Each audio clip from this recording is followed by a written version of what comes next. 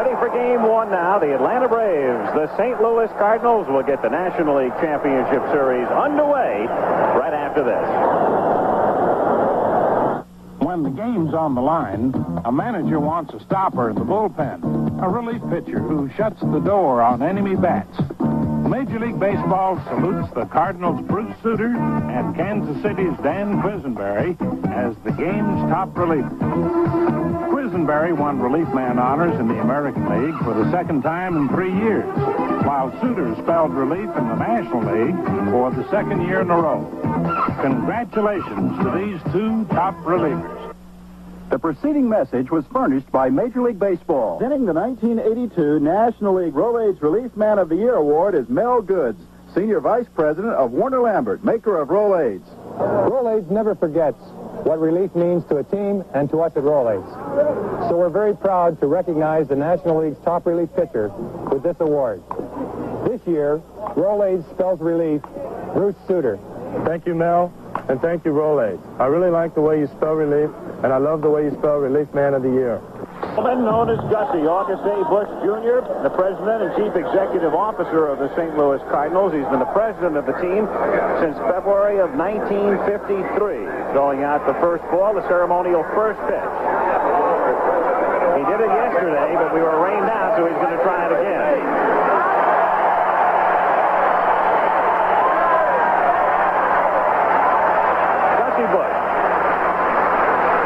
Stadium named, of course, for the Busch family, Busch Memorial Stadium, downtown St. Louis. Darrell Porter on the receiving end.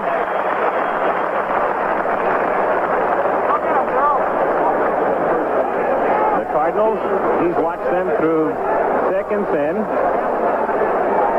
Whitey Herzog, the man he hired a couple of years back after Herzog had been fired at Kansas City, and Whitey has brought the team into the championship playoffs in 2 years, and earlier Howard visited with Whitey. On a broad basis, you came in here, general manager and manager, and you tore this ball club apart and you rebuilt it. What was your thinking when you did that? We were a ball club that was playing in a big ballpark, Howard, had a lot of good hitters. I was very fortunate that I could deal from strength. We had two good catchers in Ted Simmons and Kennedy. We had two good first basemen in Bull Durham and Keith Hernandez. Therefore, I had a couple of good young ball players that I could deal away and get the people I wanted. I knew that Bull Durham was going to be a superstar. He's a great player right now, but we had to have the good relief pitcher, and I thought Bruce Sutter was the best, so we did that deal. Kennedy was very much in want by a few ball clubs. San Diego had fingers. I didn't know whether I could get Sutter. I got him on a Monday. Fortunately, I got Sutter on a Tuesday, and that's why he went. And he's had a great year there. But the thing that was the key to the whole thing was being able to sign Darrell Porter as a free agent. That gave us the depth we needed where we could do a few things, and that set everything in motion. And I think what people have to look at on any ball club is not who you traded away or what you did. The end result is where you were and where you are now. And I think it's been proven the last 2 years we've had the best record in the National League. Part of that reason, their defense, as we look at them individually, Keith Hernandez is at first base, visiting there with Coach Sonny Jackson of the Braves. The second baseman is Tommy Herr, has his finger wrapped. That's been bothering him. He's had numerous injuries this season, but he's a gutty second baseman. Ozzie Smith, also hampered somewhat by thigh muscle, and Smith is playing at about 90%. And over at third is the man who is the converted second baseman. When they put Herr at second, they moved Kenny Oberkfell over to third, and that's worked out very well. In the outfield, the man they call Skates, at least they called him that in Philadelphia, slips and slides a lot, Lonnie Smith. In center is the rookie, started the season in AAA at Louisville, and has made a big splash here, offensively and defensively, Willie McGee. And around and right, the man they rely on for power, led the club in home runs with 19, George Hendrick. Back to the plate, over from Kansas City, Darrell Porter, and on the mound is Bob Forsch, 15-9, 3.48 ERA in his ninth season.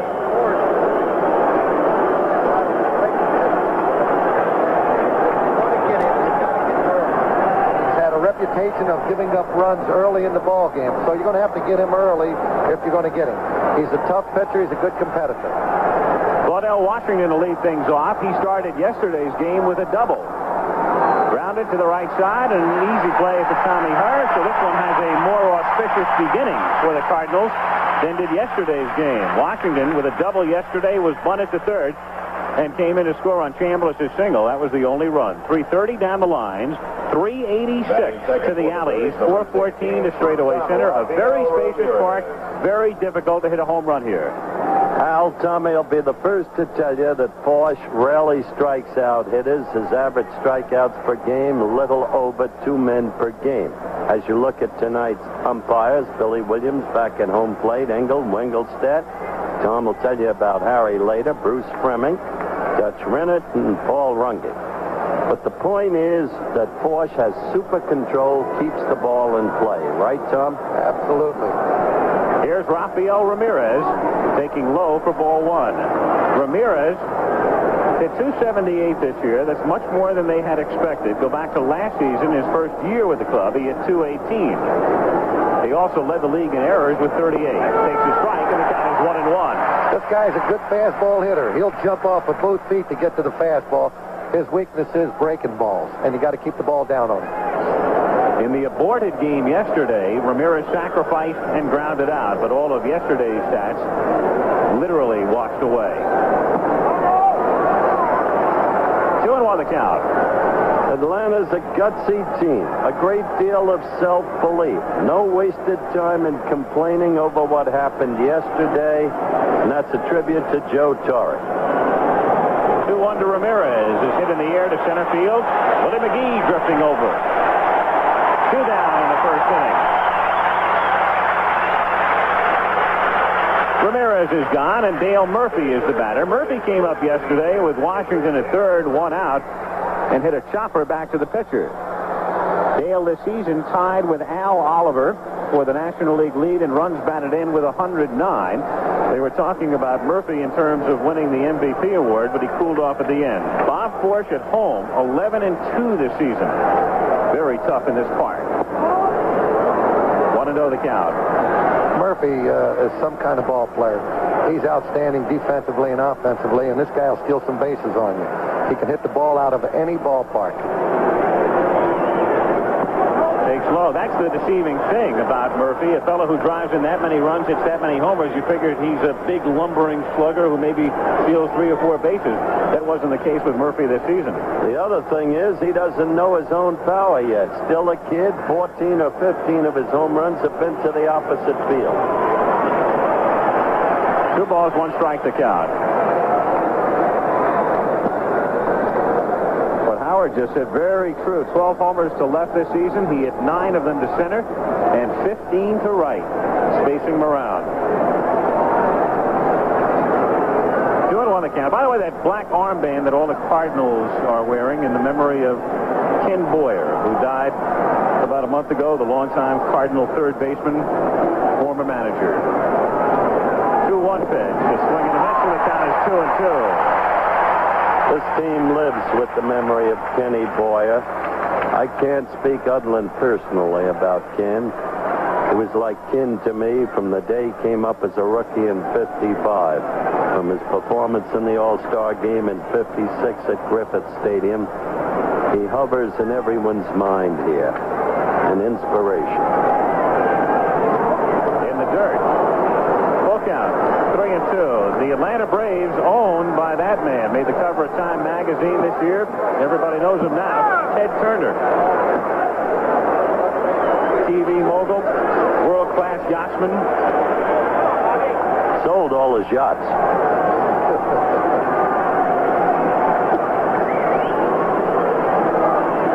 3-2 pitch. Broken bat, weak grounded to short. Fielded by Smith, who comes up throwing in Dixon. And that's that for the Braves in the top of the first after a half. It's Atlanta nothing, and the Cardinals coming up. Atlanta defensively, the steady one. Chris Chambliss is at first base. The infield turning over more double plays than any team in the league. Glenn Hubbard at second base. The shortstop, the erratic one, but he'll make some great plays for you, Rafael Ramirez. And around at third, despite the hyperextended elbow, he was in the lineup yesterday and again tonight, Bob Horner. In the outfield is the versatile utility man, Jerry Royster, a most valuable Brave down the stretch. In center, Big Dale Murphy. And around ground and right is Atlanta's leadoff hitter, Claudell Washington. Bruce Benedict has really come into his own. He's back of the plate for Atlanta. And on the mound, Pascual Perez. With Pittsburgh last year, at Portland in the Pacific Coast League earlier this season, 17 walks in 79 and a third innings will tell you that he gets the ball over. Has good stuff. They traded him, as Tommy mentioned during the pregame show, for Larry McWilliams, who went to Pittsburgh. And he came on with a rush at the end and earns the start tonight. The Dominican has a good arm. He's got a good fastball, and he throws a hard slider. He'll go after you real hard for 5 or 6 innings, and as I said earlier, if the game is close, they'll take him out and go to the bullpen. He goes to work on Tommy Herr, Ken Oberkfell, and Lonnie Smith in the bottom of the first inning. Game 1, no score. If there ever was a ball club put together for tailor-made for a ballpark, it's this Cardinal ball club. They really capitalize on the field. They hit and run. They hit the ball in all fields. They don't try to hit the ball out of the ballpark. Very rarely do they hit in the double play. And believe me, you'll see them scattering all over those bases. A team built for the park and playing very well here and also very well on the road. They had similar records this season. A strike. The Cardinals 11 over, 500 here, 11 over away. 1 ball and 1 strike. An index, Hal, to the stability of this team. Its basic strengths, as you look at that graphic, what a turnabout. That's why the Braves have such confidence in them. Defense and speed will give you that kind of balance. Hit in the air to left center field. Royster moving back, and Jury underneath it for the catch. 1 down, and Ken Oberkfell will be the batter. At one time, Pascual Perez must have been a high ball pitcher because he's got 9 pounds of jewelry around his neck to drag him down to get the ball down. When you get a chance, Tommy, because he came in the McWilliams trade, I want you quickly to tell the story of how you called Al Campanis and said, I want McWilliams. Not now, but when you see a spot.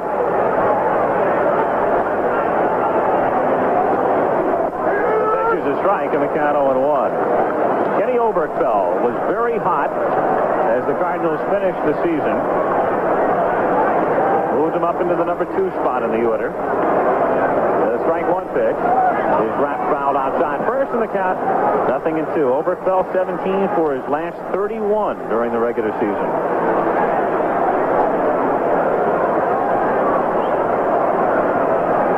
One out, bases empty. Bottom of the first inning. No balls, 2 strikes to count on Oberkfell.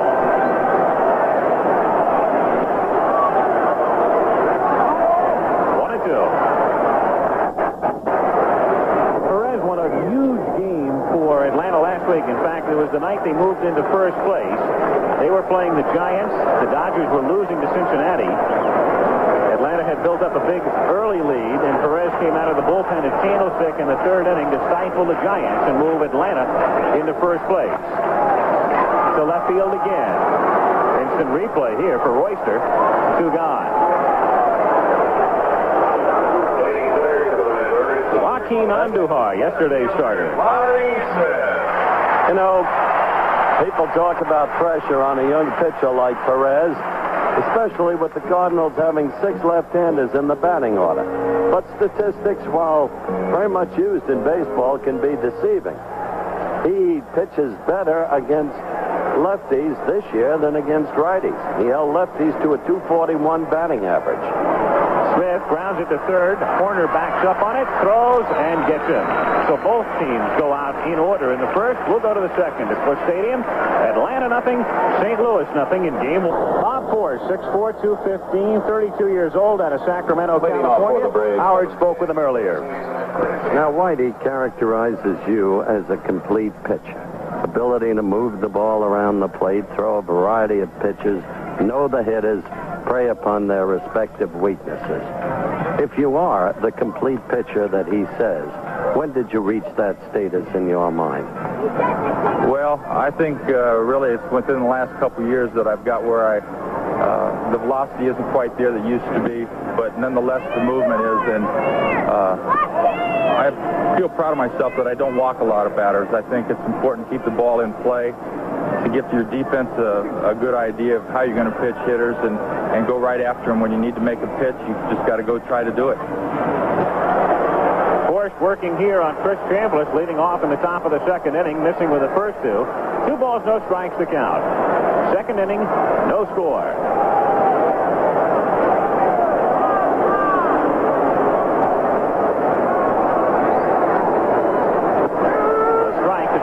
Who hit .270 during the regular season, 20 homers, 86 RBIs. Tommy, describe how the Dodgers pitched to Chambliss. Well, we try to throw him high fastballs. He likes the ball down and out over the plate. They try to keep the ball up and in on him. He has that slight uppercut swing, so if you get the ball up and in on him, all he'll do is hit fly balls and pop the ball up. He drove in the only run in yesterday's aborted game. Sharp grounder off the glove of Ozzie Smith. This fellow makes the 3-6-3 double play as good as any right-hander I've seen since Gil Hodges. Really? Right-handed first baseman or left-handed first baseman.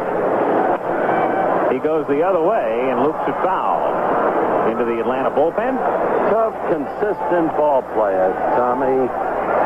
Somehow, living in New York, watching the Yankees through the years, something left that Yankee ball club when Chambliss and White departed. Well, he's a good competitor, and he's a good man to have on the ball club. Tremendous fellow.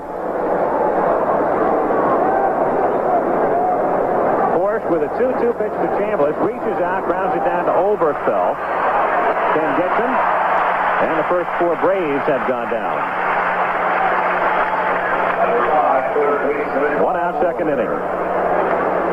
Well, football coordinator, NFL, Jim Hannaford. Many things happening in football these days. The issues too complex to even begin to state here. A 5:30 p.m. federal court decision right here in St. Louis today. Bob Horner, the batter, taking inside for a ball, 1-0. Forrest just sent a message. He sent a telegram. He said, "Get back off the plate, Horner. It belongs to me." A reminder tomorrow, California, Milwaukee, and the Angels can wrap it up with a win. And then game 2 in the National League from here. Grounded to short. Look at how deep Ozzie Smith was playing, and he has time to get to slow Horner. 2 down. Andujar also sent a message into Horner yesterday. Horner was grazed by a pitch on the bandaged elbow. Well, that's where they're going to try to pitch him. They want to keep the ball in tight on him so he can't get that extension. 2 down. That's one of the most remarkable men in American sport. He's 43 years of age. Only one man here older, Jim Cotton, that by very little. Still one of the great performers in baseball. He told the immortal gray ghost of Flatbush, Duke Snyder, today, "Let me pitch every day against this team." And he meant it. He can do it. Forrest missing here. 1 ball, no strikes to count. Bob offering that last pitch at 92 miles an hour. Royster fouling it at the plate. And the count 1 ball and 1 strike. It'll be interesting if the California Angels win in the American League and the Cardinals win in the National League. You could have a brother matchup in the World Series because brother Ken pitches for the Angels. Bob here with the Cardinals. Get Richard Dawson to MC a Family Feud. Be a first. You see the defense they set up for Royster. He generally hits the ball the other way. Ozzie Smith is very close to the second base, and the center fielder's playing him straight away, and the right fielder's over. So they're going to pitch him hard stuff, and he's going to hit the ball to right field in most cases. They don't want to throw him any soft stuff. 1-2 the count. 2 down, bases empty. Royster trying to go that way. Count holding. Hubbard will be next. Tomorrow night, Phil Niekro coming back. Day's rest as you look at Hubbard. The Cardinals will be going with a rookie. It'll be John Stuper on the mound in game 2. That's a good-looking kid, that Stuper. But it's Guts Abtari. And down goes Royster. Kept it low and away. Jerry strikes out. Number 1 for Forrest, who has set down the first 6. And in the middle of the second inning, it's the Braves nothing and the Cardinals nothing. Going to the bottom of the second inning in St. Louis, Al Michaels with Howard Cosell, Dodger manager Tommy Lasorda. No score in game 1 with the middle of the order, Hernandez, Hendrick, and Porter facing Pascual Perez, the right-hander. And all all of the Cardinals will face only right-handers in the playoffs. The Braves with a 9-man staff, no lefties. 1-0 the count. This guy is a manager's delight. He can do it all, both offensively and defensively. He's got power, hits the ball to all fields, can run well, he'll steal the base for you, and he can do it with the glove. He was sputtering early on this year and then closed strongly and lifted his average just 1 point shy of the 300 mark that he's grown accustomed to. He only lost the 300 mark on his final at-bat this year, which troubles him because he's been so consistent. Perez is trying to keep the ball down on him. He likes the ball up. Shot foul, 2 balls, 1 strike to count.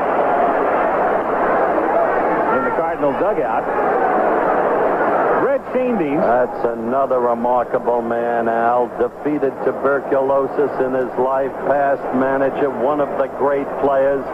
Shane Deanston, Musial, everlasting Cardinals, great buddies. Red now a coach, grounded to short. Ramirez over to Chambliss, and we've had nothing but outs thus far.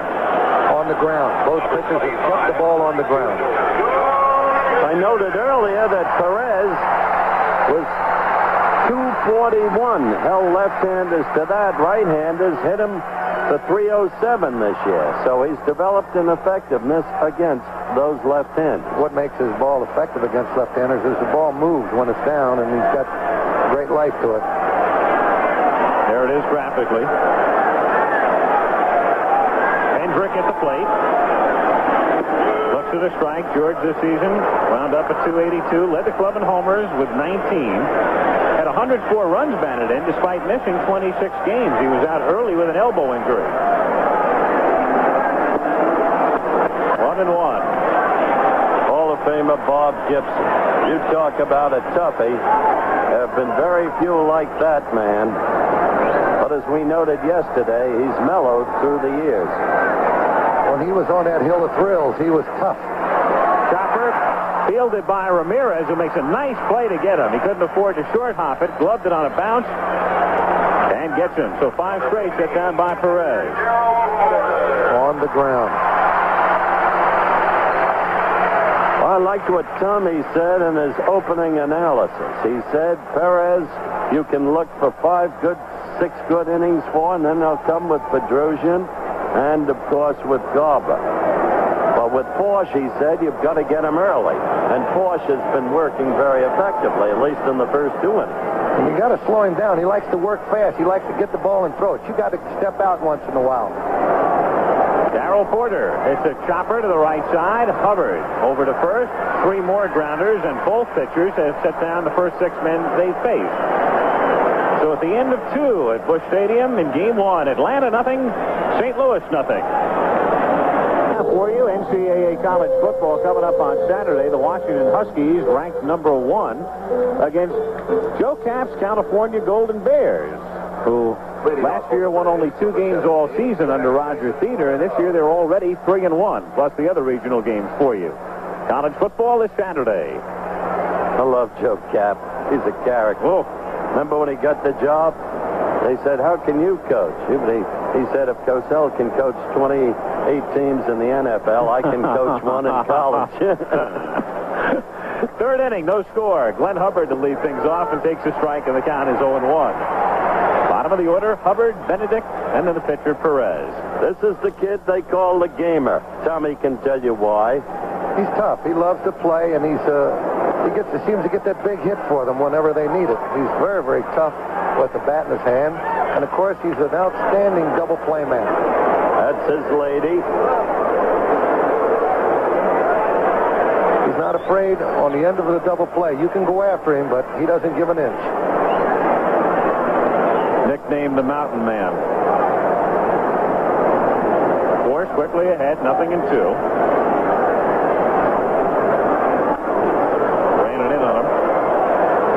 Braves hit only 3 home runs in this park this season in 6 games. Horner hit 2. That would figure. Tough park to homer in. The other was hit by Hubbard.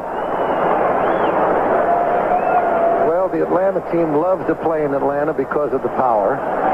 The launching pad. That's right. And the Cardinals love to play in this ballpark because of the turf. When they hit that ball in the outfield, it takes off.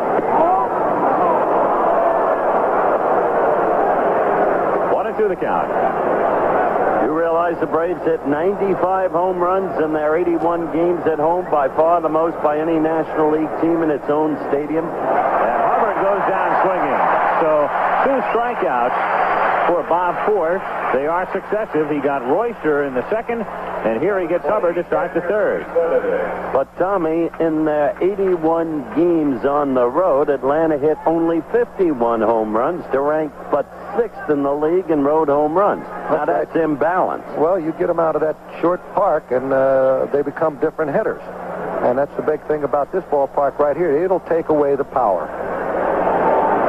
Bruce Benedict with a swing and a miss, and the count is 0-1. Benedict, no doubt, playing on a full stomach today because we saw him at lunch. Yes, we did. At one of Lasorda's places. Charlie Gito's Pasta House. Wasn't it great? Grounded to third. Short hop, knocked down, and no play. And the game's first base runner is Benedict. Oberkfell can't handle it, and it's scored as an error. Kenny charging in. Tries to short hop the ball. Hitting off the heel of his glove and bounding away. He could have waited a little bit longer with Benedict running. He could, because of the fact that Benedict does not run real good. In fact, if Benedict got in a race with a pregnant woman, he'd finish third.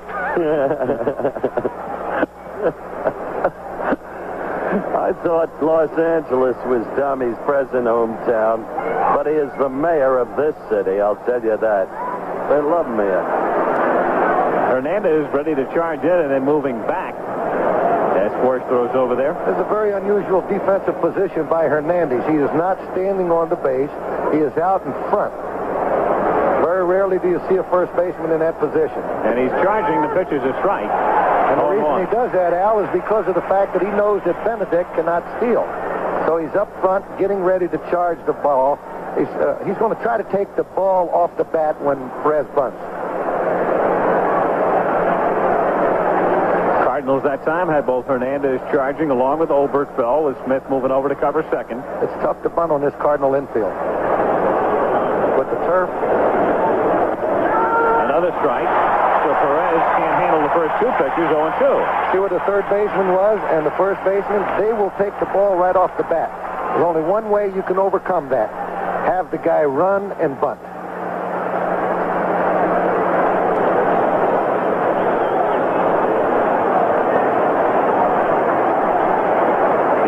Somehow be able to push it by him. No balls, 2 strikes to count.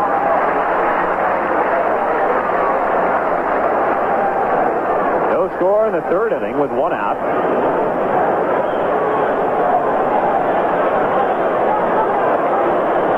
Going to have to be bunting again. Squares, and it's a foul ball for strike 3.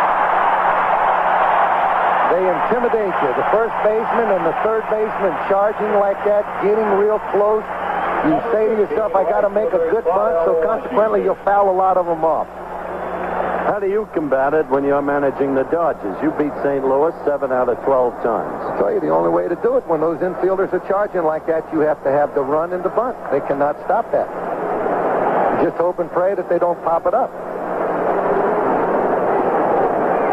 Washington grounded out in the first inning. Benedict at first base, held on by Hernandez more conventionally now. 2 down. No score.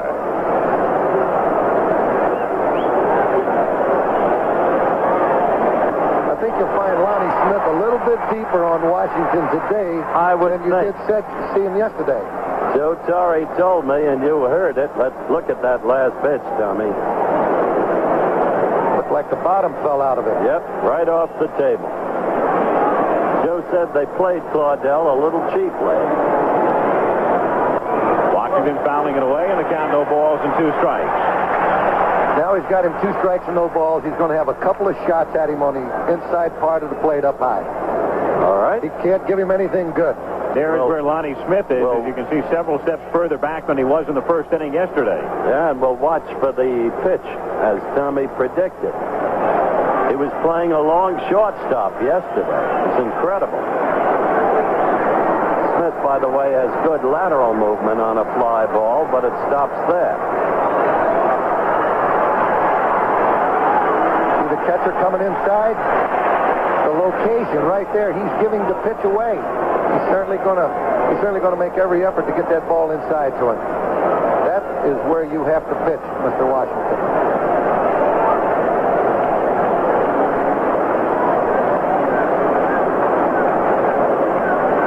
0-2 pitch is popped up and foul ground, coming back toward the seats, and Porter will run out of roll. In on the hands. Right.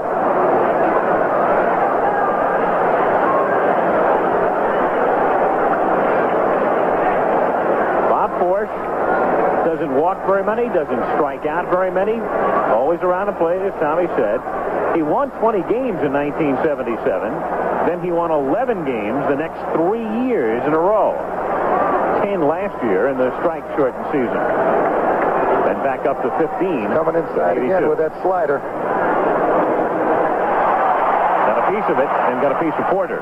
So far, you're 100%, Mr. Lasorda.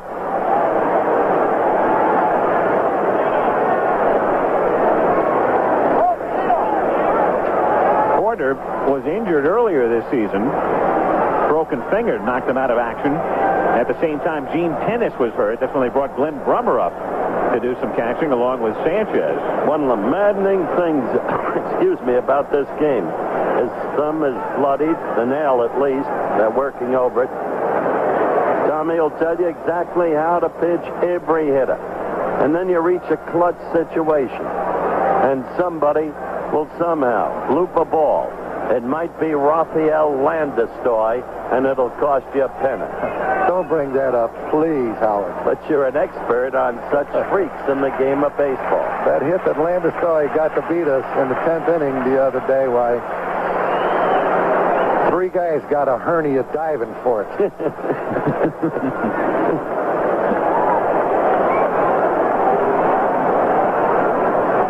No balls, 2 strikes on Washington. Going inside with a fastball now.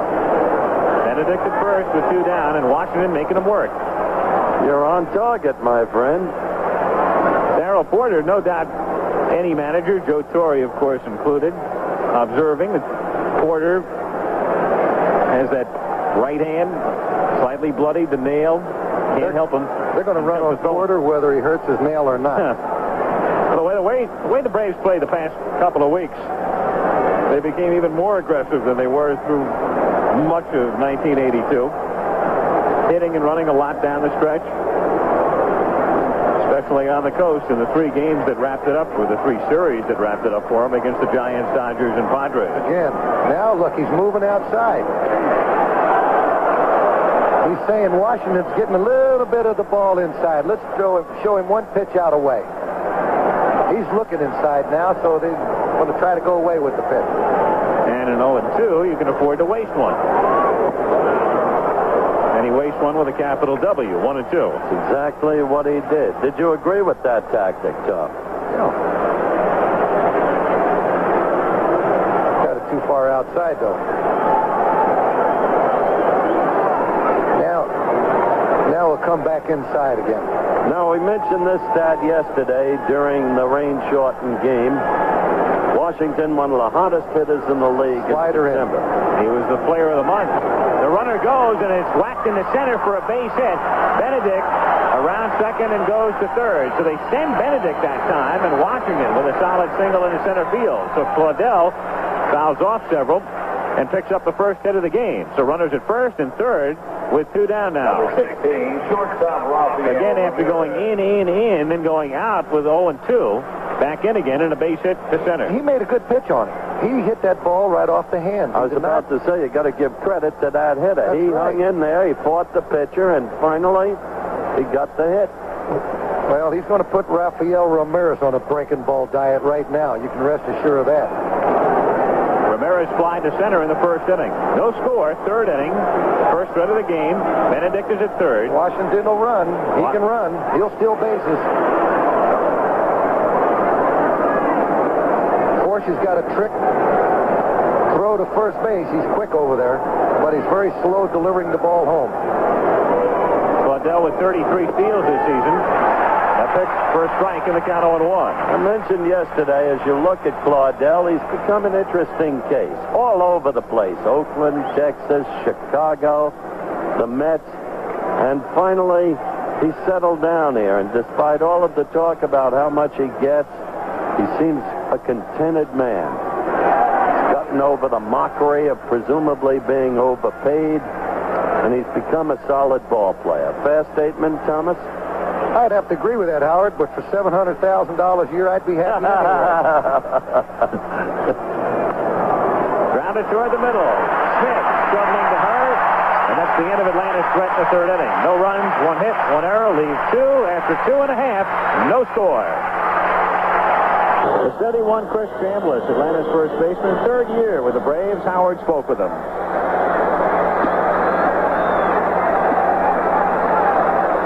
Of managers, including the likes of Billy Morton and Bill Burton, two opposites in temperament.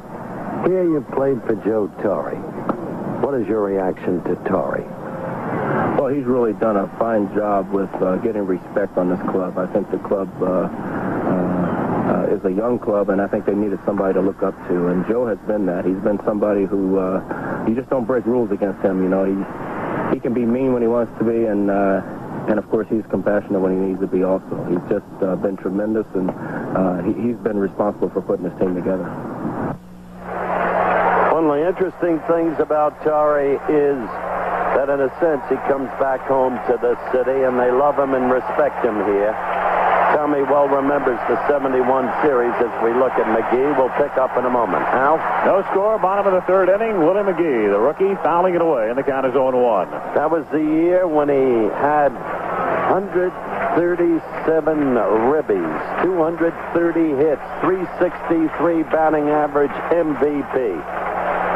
Says he had the 6 happiest years of his life here in St. Louis.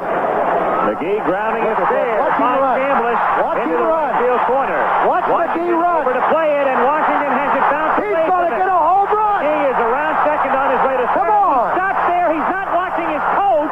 Can you Chuck believe Hiller that? at third, and the ball is now just reaching Chambliss.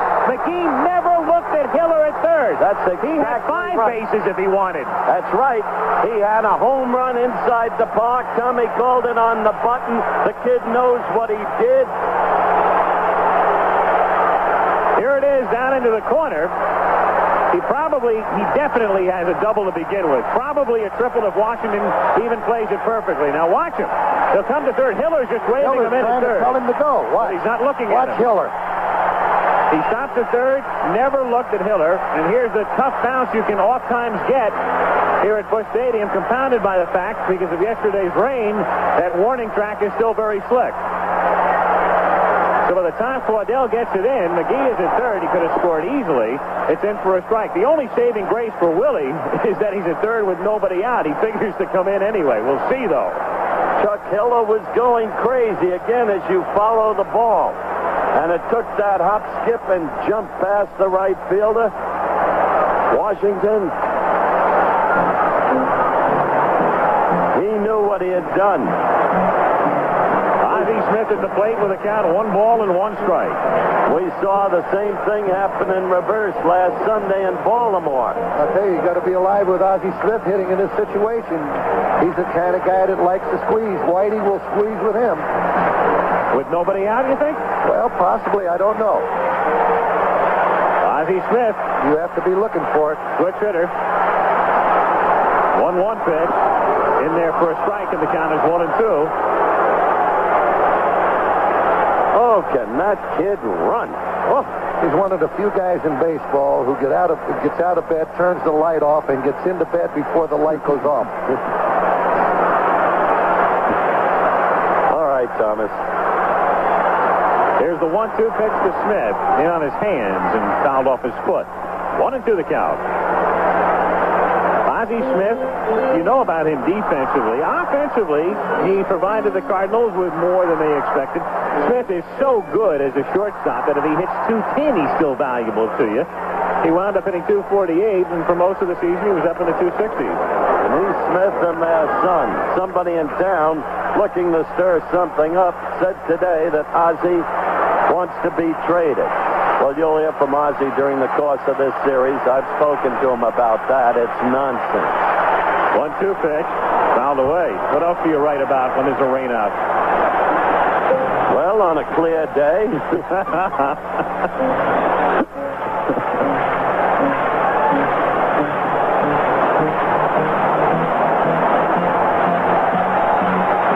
score in the bottom of the third. McGee at third. Nobody out. Ozzy's had a little trouble driving in runs in his last 12 ball games, as you can see. He's had a real good year with the bat. He'll hit the ball to left field in most cases. That's why they're trying to throw him hard stuff inside. There's several games down the stretch with a hematoma, thigh injury, outer thigh. 1-2 pitch, low. 2 balls, 2 strikes. He's a better hitter from the right side than he is from the left side. Infield playing in, as you can see.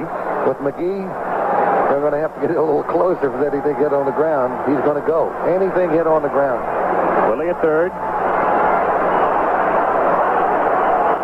And Smith loops it in foul territory. Horner giving chase, doesn't have a play. If Horner caught that ball, McGee would have tagged up. No question. Would have scored. Willie was ready at third, but the ball out of Horner's reach. Ramirez also chasing it down. 2 balls, 2 strikes. The count remains with McGee at third and nobody out in the bottom of the third inning. Ozzy became a switch hitter. Did you ever convert a guy to switch hitting, Tommy? Yes, we've converted a few of them to switch hitting. Who? Well, we converted Stinson. When he played with us, he became a switch hitter. And we had Parker, that was a switch hitter. We had a lot of switch hitters. Maury Wills was converted. Hit in the air to center field, deep enough to score McGee. Murphy is there and makes the catch, and Willie tags. Murphy's got a decent arm, but he won't get it. 1-0.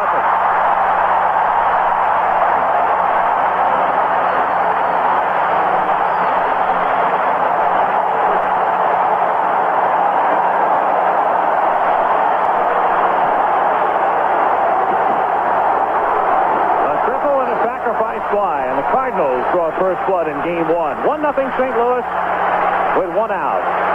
Base is empty, and Bob forced the batter. Reagan made Wills a switch hitter at Spokane before you got there. That's what I said. Look at that graphic. The Cardinals, if they get up on top, are very tough, and of course that goes down to the bullpen. You think about Suter if you have the lead. They're also the type of team, as you can see, if they don't score first, they're in trouble, because if they get 3 or 4 runs down, they really don't have the kind of attack that can pick up a lot of runs in a hurry, a la Atlanta. 0-1 pitch to Ford. Hit sharply on a hop down to Hubbard at second, and Glenn turns it into an out. 2 gone in the third inning, and Tommy Herr coming up. Herr will wait, allow Force to get back into the dugout, take a little bit of extra time. Herr, one of 6 switch hitters for the Cardinals. 2 of those 6 are pitchers, but again, as we stated it earlier, Atlanta coming into the playoffs with an all right-handed staff, all 9. So you'll never see the switch hitters in the series back from the right side.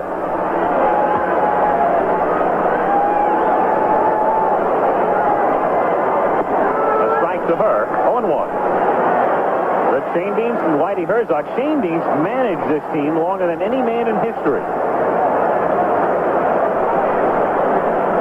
When the opposing manager comes to the ballpark to play the Cardinals.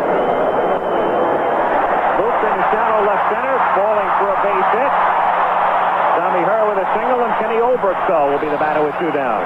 You were saying, Tom? Yeah, the thing that they do, they say, hey, we have to be ahead of this ball club going into the 7th inning because of the fact that they have Suter down there. Once you get Suter in there with a 1 or 2 run lead, generally you can pack the bats. It's all over. Now you got to look for her to run in this situation with 2 outs and Oberfeld to hit her. Chambliss holding her aboard. 1-0 Cardinals in the bottom of the 3rd inning.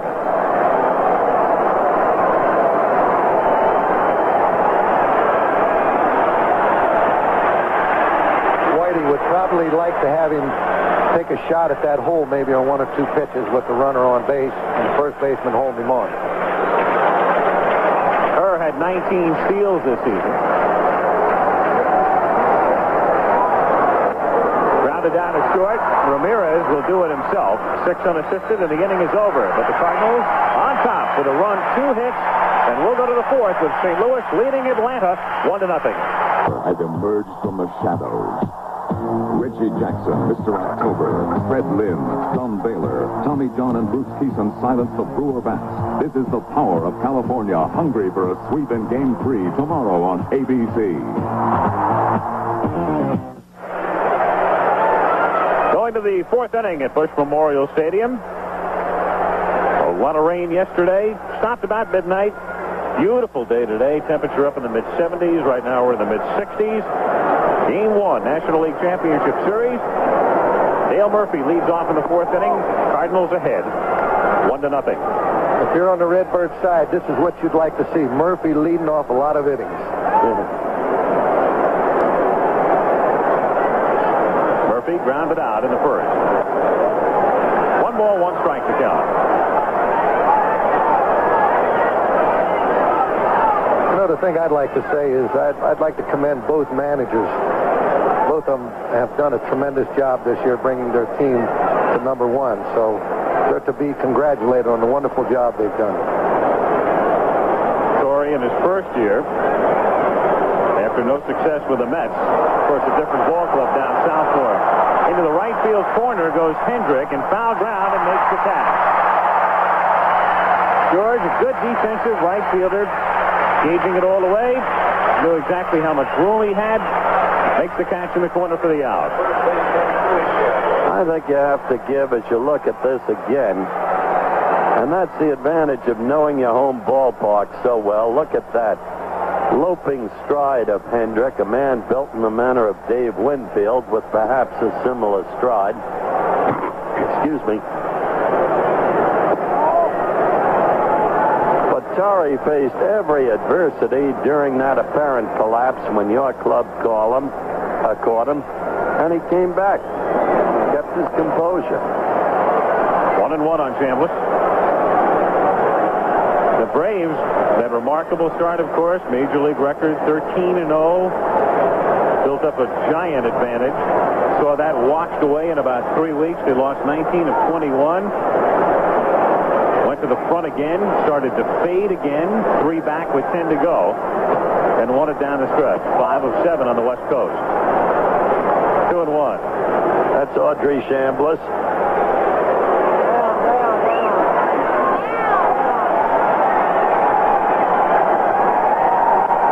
Chambliss lining it to right field. Hendrick is there, gauges it, one-hands it for the out.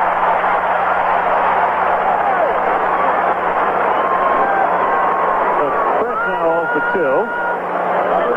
And up comes Bob Horner. Horner grounded out in the second inning.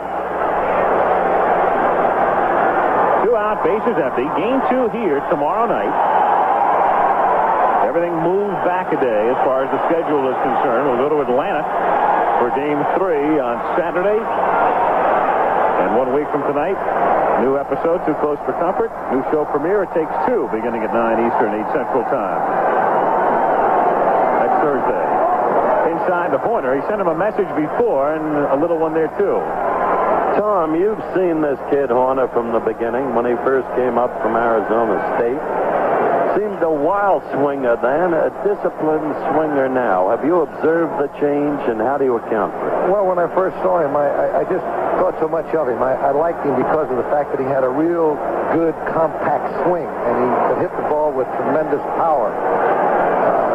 He's gotten to where he's more selective. He's more of a disciplined hitter than he was when he first started. He's got great power. He's going to hit a lot of home runs in his major league career.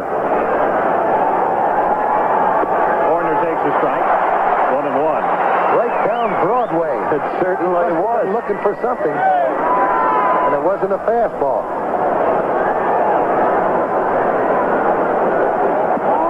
Going in. 2-1 the count. See him go inside? You can't see it because he's wearing the undershirt today. He's got that left elbow wrap, hyperextended elbow. Incurred at Cincinnati on the 18th of September. Didn't play until last Sunday when he pinch hit. He was in the lineup yesterday in the rainout.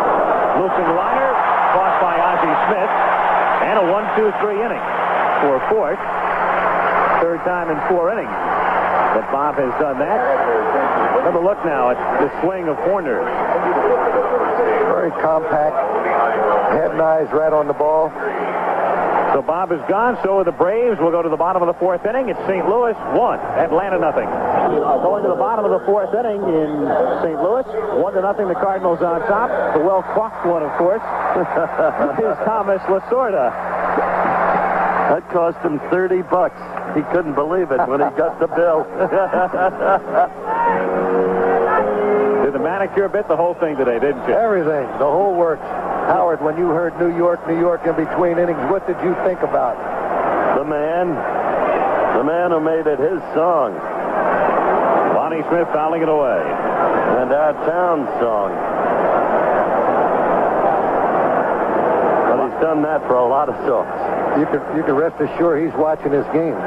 Look at that average against Atlanta. Lonnie Smith takes outside. 1 ball, 1 strike to count. No question that Lonnie is a great all-purpose offensive ball player. No question.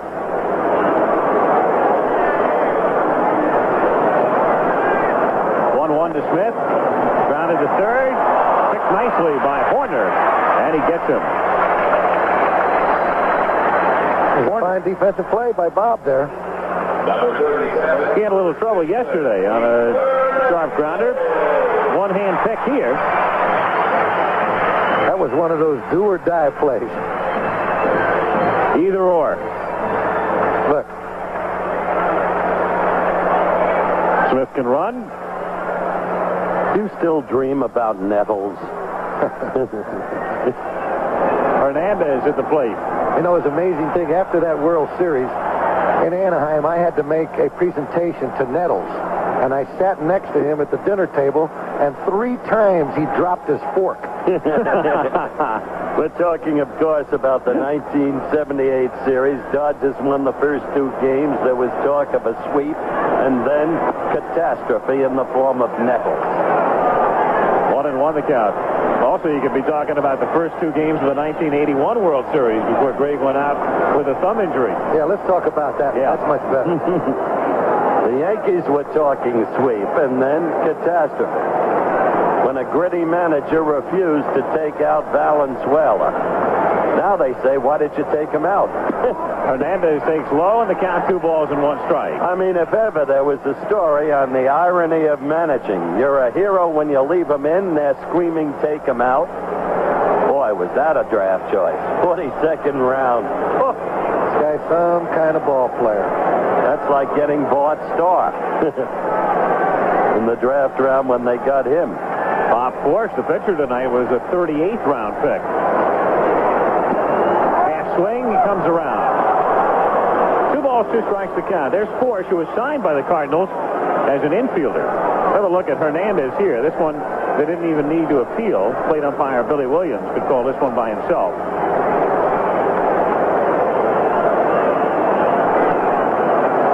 2-2 pitch to Hernandez. Got him swinging. Oh, he had something on that pitch. Number 20, That was a good fastball. I'll tell you, this kid is throwing very, very well. Tom had said he would for 5 or 6 innings, certainly. Maybe he'll go longer tonight. But I mentioned early on, he went in the trade that brought McWilliams to Pittsburgh, and I mentioned that you wanted McWilliams.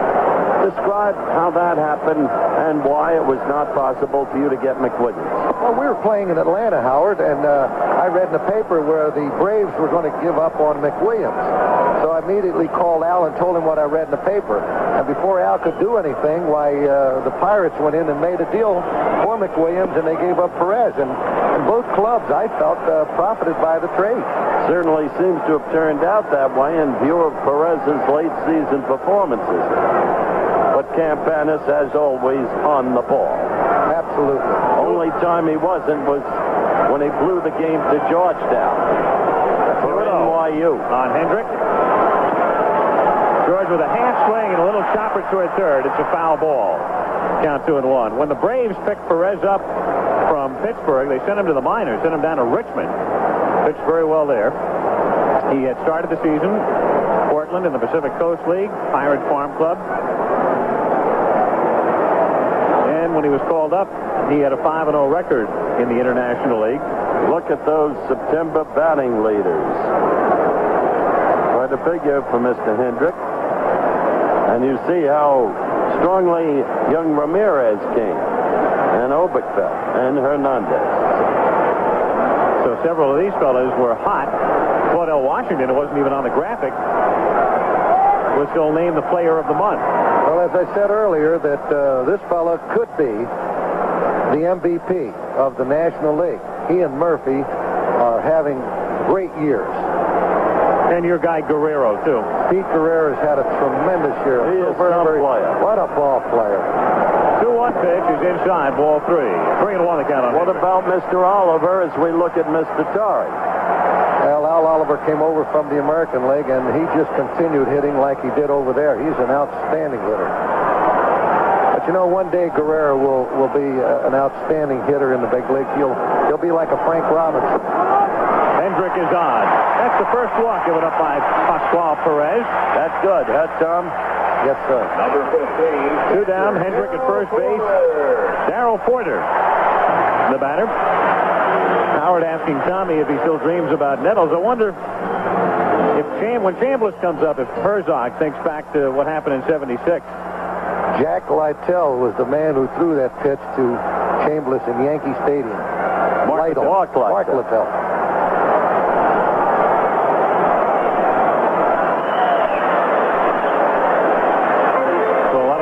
Can be relived by the various individuals under different circumstances. Never forget that day when the fans stormed Chris. Under the rules, if he never reached home, impeded by the fans, it still would have been a score. I don't know about that. What about the 1910 Merkel Boner when he failed to touch 1910? 1908 at the old Polo Ground. Right. Failed to touch second base. When Birdwell got the went hit. into the umpire's dressing room and got umpire Frank O'Day out, stepped on second base, and they called him out. Hendrick at first base, 2 down. And you were there. 1 ball, no strikes to count on Porter. And forevermore, it was Bonehead Merkel. Cardinals on top, 1-0.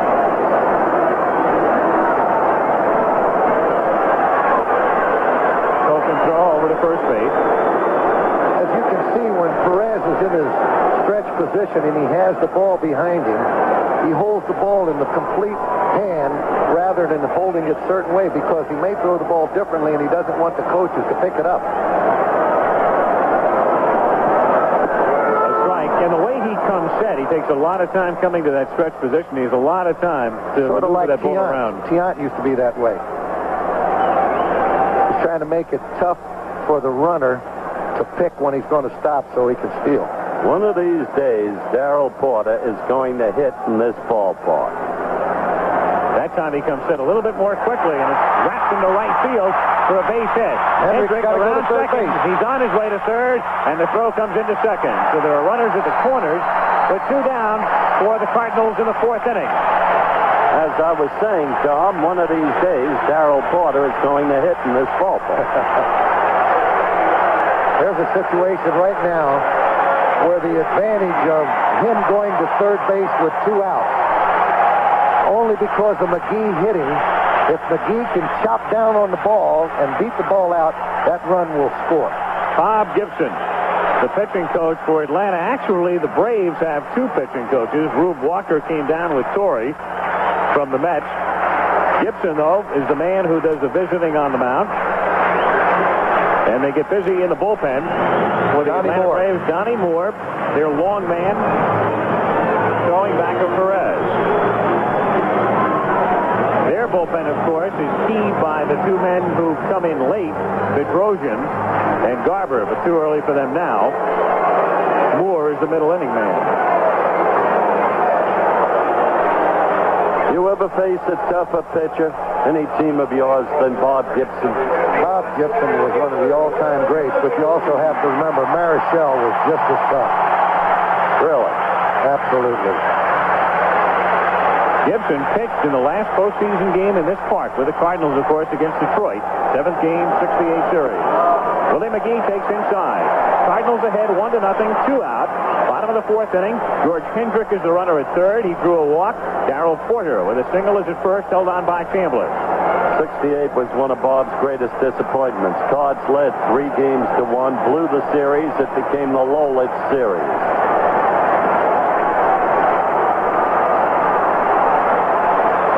That was the play when Lou Brock failed to slide into home.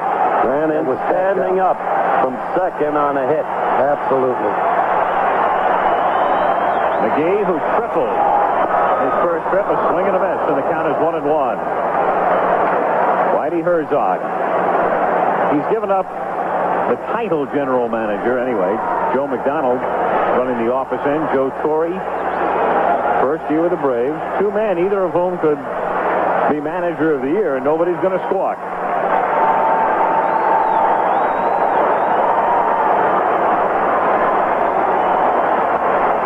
Found away. 1 ball, 2 strikes to count. Throw the name Robinson in there. Absolutely. Frank Robinson. Lasorda had no chance this year because that award is never really given to the best manager on the field. It's always given to the guy who takes his team from a spot that the preseason forecasters say will be, let's say, third or fourth, and takes them to the top, or takes them from sixth to second. So Tommy is the defending champ. You were out of the running when the season started. It's a tough spot for the kid, for both kids. 1-2 pitch. Got him. So Perez works out of it after some advice from Gibson. No runs, 1 hit, and 2 left. Through 4 full. It's St. Louis 1, Atlanta nothing. We go to the 5th inning at Busch Stadium in St. Louis. Al Michaels, Howard Cosell, Dodger manager Tommy Lasorda, and a fellow named George Brett. Had that shot for you yesterday. George still wearing the same cap. And, of course, the speculation is that Mr. Brett could be traded.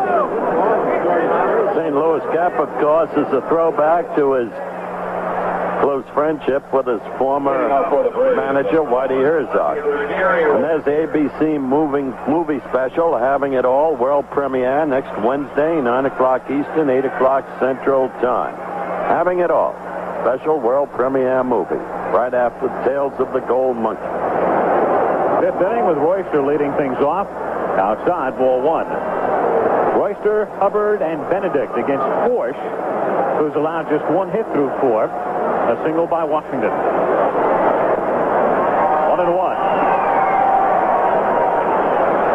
This is a situation where the pitcher feels a little bit better because he's got the bottom half of the order coming up, and yet they're trying to score with that part coming up to the plate.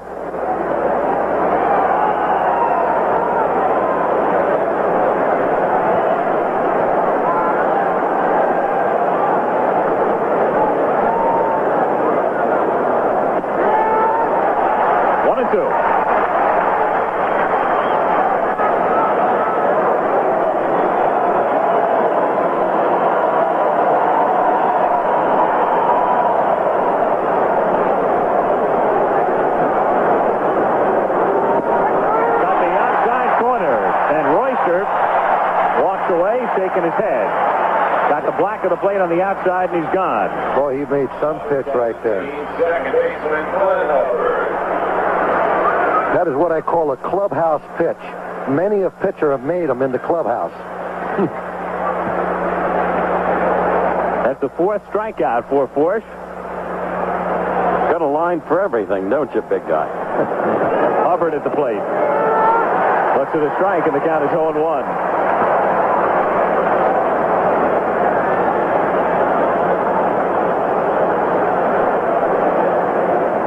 Hubbard 0 for 1 tonight. Struck out. 1-1. Now the crowd wants everything. All of a sudden, Williams gives you a pitch on the outside, so if it's close, they moan. Forsch's only gone 4 in the 3rd innings, but have you ever seen him look better? Not this sharp. He is really sharp tonight. To right center field. Hendrick going back with McGee. Willie says he'll take it, and does. Ball carrying fairly well. That can sure make a manager feel good, watching McGee run. Still can't get over that trade with the Yankees. McGee for Bob Sykes. Maybe the greatest steal since the Brinks robbery. Fast outfield all the way around. Smith, McGee, Hendrick. Of course, it was the The line by Bill Madlock that was great. They'll get to everything, but whether they'll catch it or not is a different story. 2 down. Benedict at the plate. 1-0 the count. There's a situation right now where Forsch wants to get Benedict out awful bad because he wants the pitcher or the pitcher's spot to be leading off in the 6th inning rather than having the pitcher hit now. Hit toward the middle, and even Ozzie Smith can't get that one. So he failed in that quest, Tommy, and that's only the 2nd hit off Mr. Forsch. Well, you give him a pitch, you give him a good fastball to hit. Nobody's perfect. So a 2-out single to center field by Benedict and Pascual Perez, the batter. Perez hitting 167 this season, 159 in his 2 years in the big league. 0-1 the count. He was up with the Pirates last season. Cardinal staff picking up right where they left off in September. Andujar looking good yesterday. All for naught, of course. And Forsch tonight. It was pitching that won it for St. Louis in mid-September. 0-2 on Pascual. 2 gone in the 5th. Benedict at first base. Cardinals wound up 3rd in the league in team ERA this year. 3.37. Braves well down the pack, 10th. Here he goes away now. He's going to go out away with this pitch. He's going to try to make it bad, so he swings at it. And Forsch able to come up with it. Runs halfway to first, flips to Hernandez, and that's that. No runs, 1 hit, leave 1 at the end of 4 1/2. 1-0, St. Louis. Smith to lead things off for St. Louis. Howard spoke with his double play partner, Tommy Herr, about him. What's he do that other shortstops can't do? Well, I think his biggest asset is his ability to dive for a ground ball and get back up on his feet and make an accurate throw all in the same motion.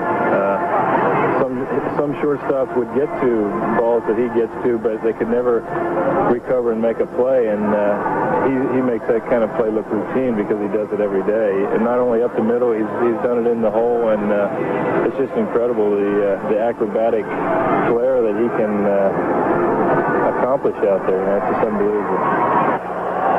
This is the exact reverse of yesterday's game. Ozzie Smith tries to bunt his way on. Perez barehand throws and gets him. Pascual Perez coming down off the mound, set himself, barehanded the ball, threw a strike. Excellent play. Tom had talked about Ozzie's bunting ability last time up. But they didn't execute the squeeze. Ozzie hit the sacrifice fly, you'll remember. That's accounted for the only run thus far, scoring Wally McGee.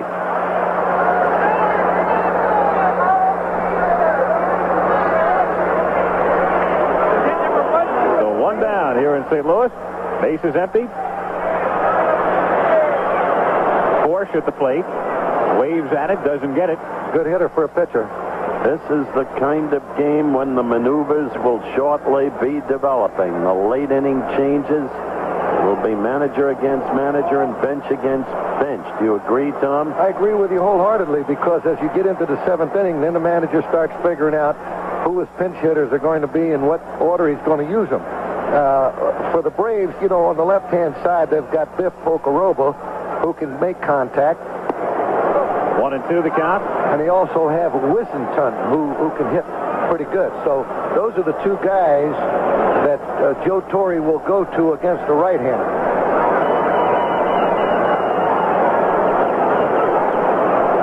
Of course, with a left-handed pitcher, he'll go with Watson, number 1. Back through the middle, and it's a base hit. Perez got turned around on it that time, so he makes a nice play on the bunt, and then gets turned around and wasn't in position to field the ball, hit right back over the rubber. That ball went right over the mound. Yep. He fell off. Any of those hard throwers, they fall off to the side. Watch it. There he goes, right off to the side. See? Right there. Amazing how all the years, and there are still people, despite all of spring training, all of the practice, all of the teaching, can execute. 2 years ago in the series that had the greatest sustained drama I have ever seen. Houston against Philadelphia. You remember that series, Tommy? Yes. Houston had it won in the final game. Man on first. Bob Boone hits a grounder back to Nolan Ryan. The man mispositioned. An easy double play instead leads to a big inning because of Ryan's error. Now look at her against Perez. Career-wise. Tommy Herr tonight, flying to left, singled, 1 for 2. Hit 266 during the regular season, goes the other way and fouls it away, and the count is 0-1. Again, I bring forth to your attention, that's what you have to like about this Cardinal ball club. Tommy Herr, we mentioned numerous injuries this season. Been protected here. He'll also wrap his finger. That's been bothering him when he gets on base in case he goes down sliding. Gutty little player. Looks at the strike and the count is 0-2. These hitters will hit the ball where it's pitched. In the bullpen is the erstwhile starter, Rick Mailer, who struggled down the stretch in the rotation, now working out of the pen.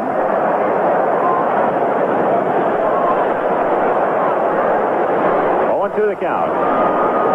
Force at first base, 1 gone. Grounded foul. Cardinals on top, 1-0. Getting the run in the third. Willie McGee a triple. Ozzie Smith scoring on a sacrifice fly. Pascual Perez was the fella. You'll recall the story. Many of you read about it, heard about it. Got his driver's license in Atlanta earlier this season. Going out to the ballpark. Got lost his way. Went round and round. Showed up too late, missed his start. That came when they were really on the skids in the throes of that 19 out of 21 streak. I wish he would have found his way because Negro pitched that game and won it. That's right, and that started them right back. They won 13 in the next 15. Loop down the left field line, curling foul. No chance for Perez to get lost tonight. The Cardinals, or the Braves, staying at a hotel that's right across the street from the ballpark. Joe Torre staying there too, and the jackhammers drilling into his ceiling for the last 4 days at 8 o'clock in the morning. Torre thinks it's the Herzog Construction Company. I meant to tell you, Torre went for a haircut, the same barber as you. But they only let him use the shears twice because Joe is protecting everything that's left. And who am I to talk? Joe's not losing his hair. Don't let that line slip by. You like that, alfalfa, huh? I love it. Want to record that one for posterity. To right field, and deep but playable for Washington. Backs up, makes the catch near the edge of the warning track and forced retreat. 2 down, 5th inning. I've never seen an alfalfa leap on a line with more alacrity, Tom. Well, I didn't want to see that one get buried now.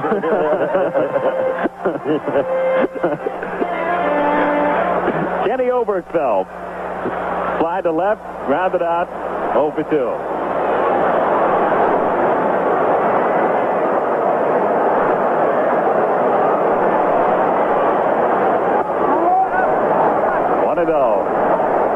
That's where you got to pitch Obergfell. You got to keep the ball down on him. He likes to handle a high pitch where he can put it to all parts of the field. Good high ball hitter.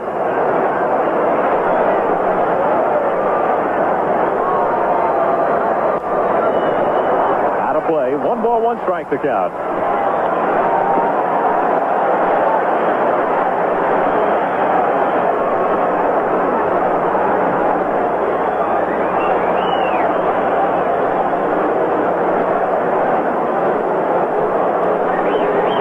National League Championship Series. 1-0, the Cardinals on top. Force at first base.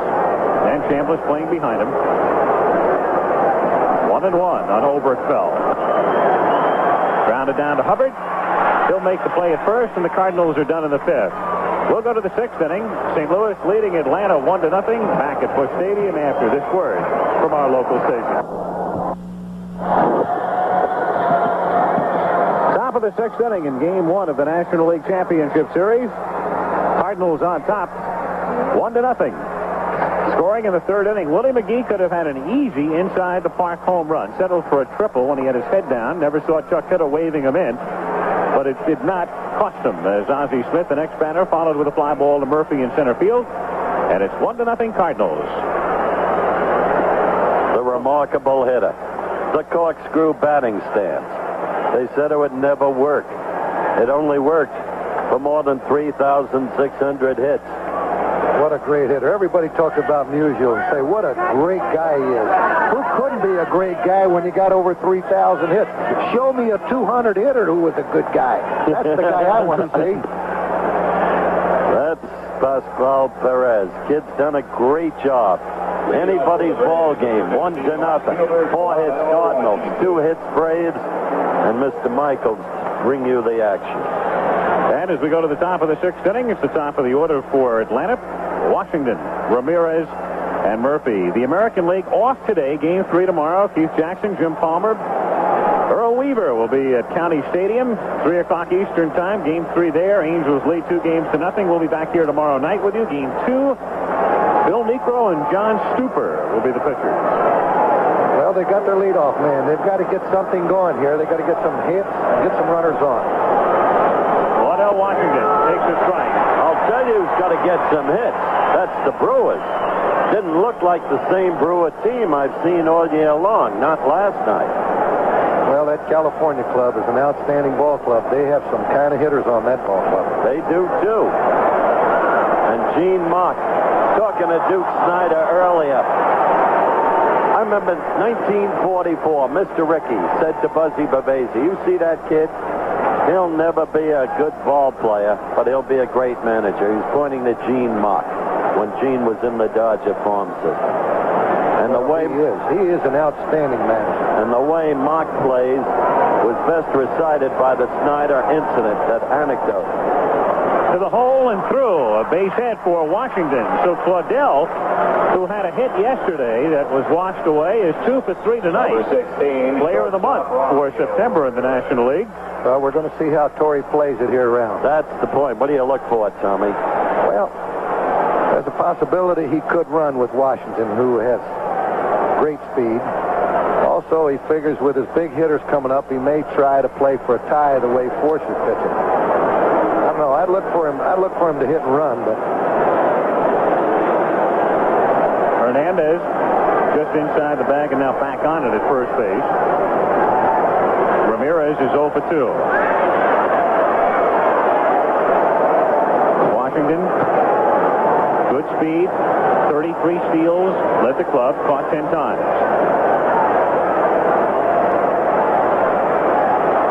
Ramirez up there to swing away and takes outside. Ball 1. 1-0.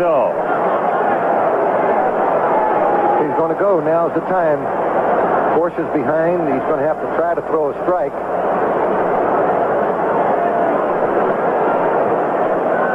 Ramirez likes to hit the fastball. And there's a situation where he might get the fastball.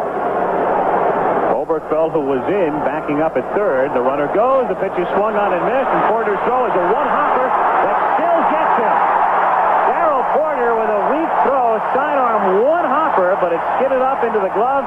And down goes Washington. Waddell's not getting the greatest of starts. No, that was the key, Al. Her moving over. Picked it up on a hop. And Washington sliding too early. Yep. Never got there.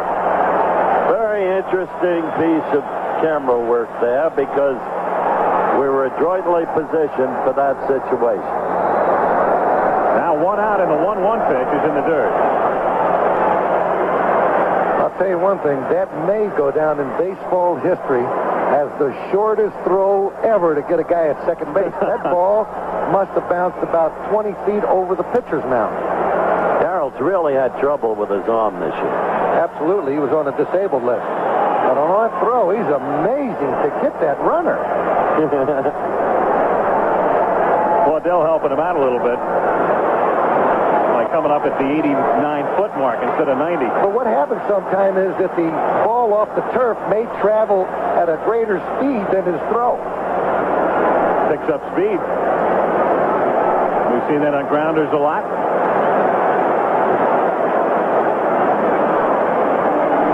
Certainly saw it here yesterday on that hit by Lonnie Smith. Broken bat, bouncer back to the box. Fourth to Hernandez. 2 down. Here's another look now at Washington. Going 89 feet. And her making the tag. Now's the spot to look closely. As you see Washington after the tag arise, you see that his foot indeed never reached the bag. He used to come up slide and never got to the base. What do you chuckle? Your guy did that, you'd kill him. Murphy grounded out. Fouled out to Hendrick. He's 0 for 2. Fouled at the plate. This program, an exclusive presentation of ABC Sports. 5 seconds here to allow our local stations to identify themselves. Eyewitness News follows the game here on WABC-TV, Channel 7, New York. Busch Stadium, St. Louis. Al Michaels, Howard Cosell, Tom Lasorda with you. 1-0. The Cardinals on top. 2 out, 6th inning. And Murphy loops it into shallow center field, but Smith goes out, and Ozzie makes the catch. He's amazing. No run, 1 hit, nobody left on at the end of 5 1/2 at Busch Stadium. 1-0 Cards. That deal started when Smith was sent from Philadelphia to Cleveland. Bo Diaz going to the Phillies, and Cleveland turned around, sent Smith here. In return, they picked up Larry Sorensen and Silvio Martinez, 2 pitchers did the Indians. 1-1 the count. Smith, a member of the Phillies World Championship Club in 1980.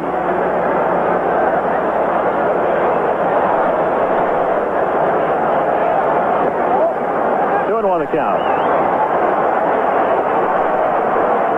This guy likes the ball down. Gets the ball to all fields, and he can get out of that batter's box as quick as anybody. Got fooled on it, trying to check his swing, and Chambliss goes to Perez, and Hoswell can't handle it. So Perez a little bit late in getting there, and Smith really flying down the line. And he's aboard. Little check swing, got fooled on the pitch, wanted to hold up. Watch him go. Look at him. And out of the right-hander's batter's box. Further distance to travel. Perez, late getting over, still might have had him had he held on. Yep. He would have had him had he caught the ball. But speed forces that kind of mistake, especially when there's the initial mistake of starting slowly, as was the case with Perez. Speed is the only thing you use both offensively and defensively in baseball. Cardinal principle of Mr. Branch Rickey. Scored as a base hit, and here's Keith Hernandez, who's grounded out, struck out. You'll see some action right here with Smith on first and Hernandez at the bat. Hernandez can handle the bat. He makes contact, and he can hit the ball to all fields. He's a good hit-and-run man. Lonnie, 68 steals this season, second only to Tim Raines. In the bullpen, it's Donnie Moore again. And Steve Bedrosian. And Bedrosian has just gotten up. 6th inning, I would expect Bedrosian. More so if it was 1-1. But he's going to use Bedrosian. He can't let him get behind anymore. He'll have to come and get him before they score.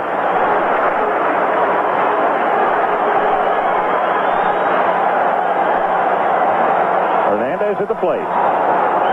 Smith doesn't go, and Keith whacks it towards the game from left center field. That's a base hit. Smith on his way to third. As the throw comes into second, runners at first and third with nobody out. He's going to have to, if he comes and gets him, he's going to have to come and get him now to use Bedrosian. I think he will come and get him now. Here comes Gibby. As you look at the hit again, the very bat manipulation with which Hernandez has come to be identified, going with the pitch. Well, he's probably going to leave him in for one more hitter. Hendrick is up next. He is a right-handed batter. Following him, Porter. So Gibson to the mound with runners at first and third. Tom, do you think he can risk it in the light of what you've already said? They can't let him get behind another run. Well, if he brings in Bedrosian, he would have to use him up real quick. But if he brings in Donnie Moore, it's a different story. You see that ball club. Lonnie Smith hits the ball to the right side. This guy comes up and hits the ball to the left side. They're amazing. That's the Cardinal attack. Peck away at you. Nibble at you. Well, you're right. He's leaving him in. So Bedrosian and Moore still throw with Hendrick coming up. He got Bedrosian up real late, so maybe he got word that Bedrosian was not ready. I'd like to point out to our viewers that in our beginning analysis, you said Perez for 5 or 6 innings. You just saw that graphic of what we've got for you Monday night. That's incredible. And starting over.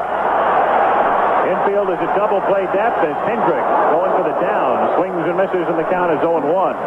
Starting over with Burt Reynolds, Candace Bergen, and Jill Clayburgh. And Burt proving to the world that he could do sophisticated farce, perhaps in the manner of the very great Cary Grant. Hendrick was going to take one shot at the long ball, and now he'll start trying to make contact. Led the league in sacrifice flies this year and gets fooled on that pitch. Bad swing. No balls, 2 strikes to count. Hendrick got him home when he needed to this season. 14 sacrifice flies. Not his pitch here, and too late for him to hold up. Really fooled on that pitch. But he still, when he gets 2 strikes, he's a tough hitter. He doesn't strike out a whole lot. He'll try to make contact. Braves infield, double play depth. They'll turn 2 to stay out of a big inning and give up a run. 0-2 pitch is low and outside. 1 ball, 2 strikes to count. You better keep getting that ball out there.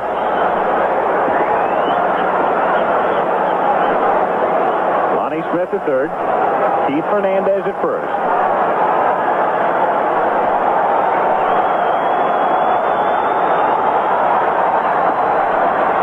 Here's the 1-2 delivery. Hit in the center field, and it's 2-0. Cardinals. Hernandez stopping at second. You see how he shortened up on that swing? Just tried to make contact. And did.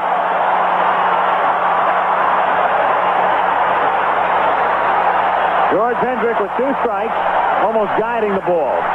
Straight back through the middle. There goes Mr. Perez. And the dominant figure in this ball game is the man who's not even yet in it, Bruce Sutter.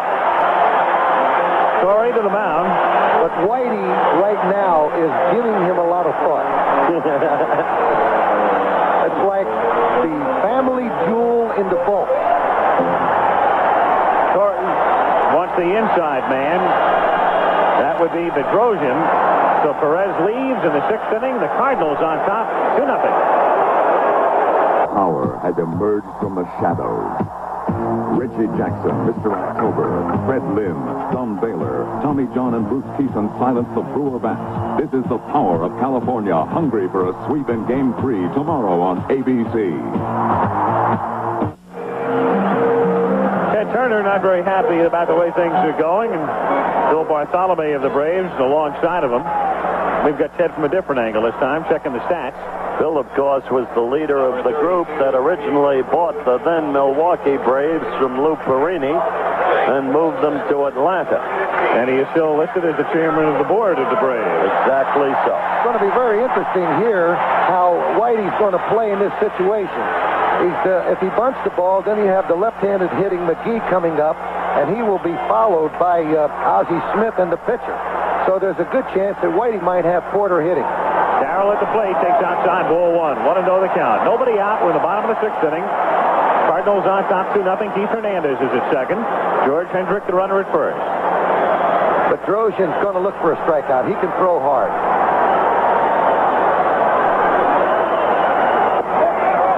2-0. Fastball has something on it. Steve Bedrosian was a starter in the minors. He was called up by the Braves last August.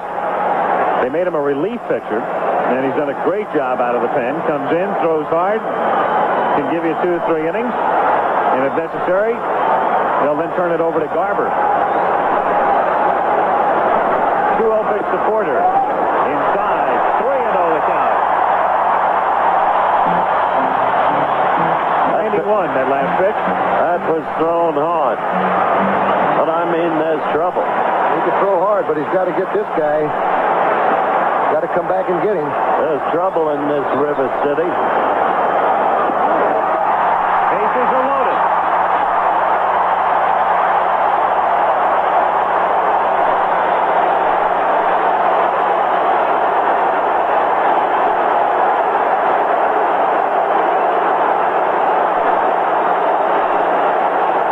That's a tremendous break for the Cardinals there. He had Porter hitting for one reason. Had he sacrificed, they would have possibly have walked McGee and leave it to Ozzie Smith and the pitcher to have to drive in the run, which they have not been too successful. So he had Porter hitting and wind up getting away with it with the man walking him. Gibson again with Benedict, Horner, and Chambliss. Steve Bedrosian, hard thrower, and let's face it, in a situation like this, young fella, a year and a half experience, you come in a situation like this, they're all pumped up a little bit. They throw it 4 straight. He's throwing the ball hard, Al. He's just going to have to get it over the plate. He's got to strike out McGee. This is what he's got to look for right here. A strikeout. He's got to throw hard, and he's got to throw the ball in on McGee so he doesn't hit it the other way. Willie had a triple, should have been an inside the park homer. Then struck out. He's 1 for 2. Infield plays in. 1-0 the count. 296 hitter during the regular season. He tailed off at the end. Spent much of the year up over 300.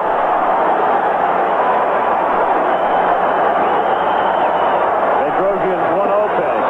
A late swing. And the count is 1-1. And our gun got that at 97 miles an hour. I mean, he fired that. There was the same kind of pitch with which Perez struck out McGee his last time up. Cardinals with the bases loaded. That's Hernandez at third. Hendrick away to his lead at second. And Porter now off from first. Bedrosian's got to throw a strike here. Infield now moves back at short and second, halfway as it's fouled away, and the count is 1-2. Now he's got a good chance of striking him out. And see the infield alignment, they were in on the first pitch, now back to halfway. You can see with Hubbard. Ramirez just in past the halfway mark. 1-2 the count.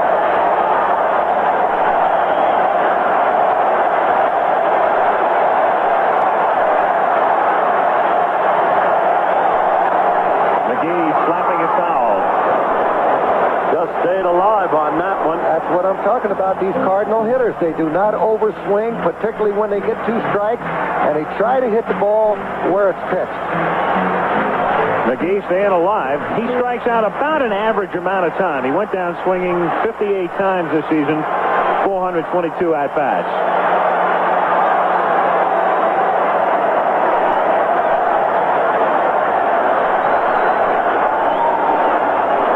Cards 2, Braves nothing, and St. Louis trying to break it open. Bases loaded, nobody out. 1-2 pitch. Low and inside, gets by Benedict, but no advance. Hernandez holding at third. Don't want to take any chances with nobody out. You're going to try to score here, you better make sure you can score. Absolutely. Boy, that ball almost hit him in the knee. He was very lucky to get his knee out of the way. Benedict going back to get it. Bedrosian ready to cover home, but Hernandez never made a move toward the plate. That's interesting for a fellow who throws that hard. Not to throw one all year.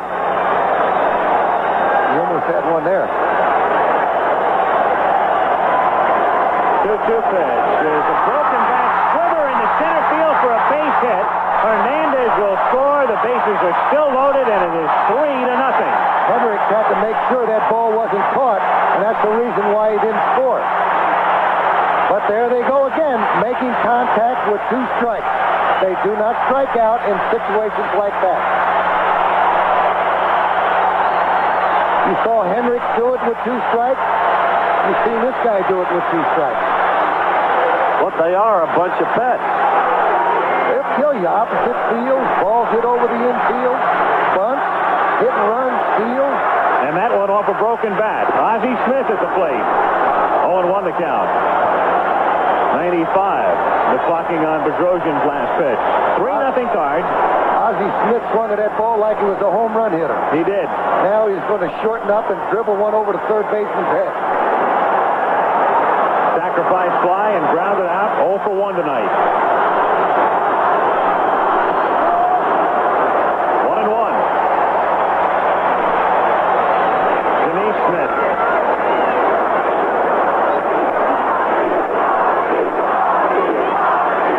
Crowd chanting, Ozzie, Ozzie.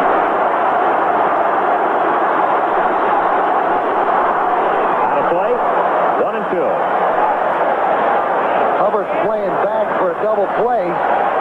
If Ozzie Smith hits the ball on the ground, it's going to be very tough to double him off.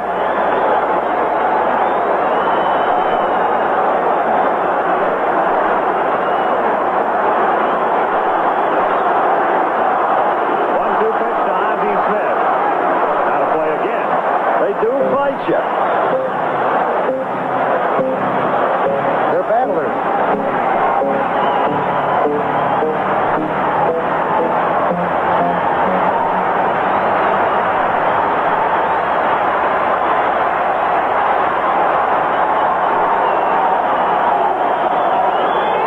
Still battling.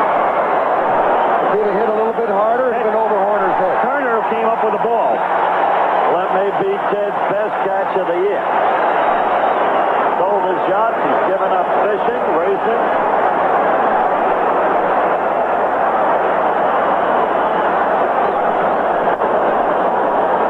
Torrey and Gibson. Bringing in Washington, he's playing so deep on Ozzie Smith. No, something got loose behind Claudel. They noticed something coming out of the stands. Balloon, I think. Yep. But I think Torrey was trying to bring him in closer. Well, let's see.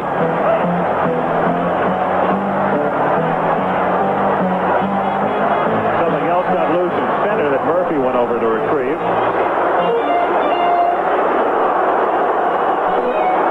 So we wait while the count remains a ball and 2 strikes. There's a bottle out of the field that nobody notices. We'll pull back and on the edge of the warning track out in right center.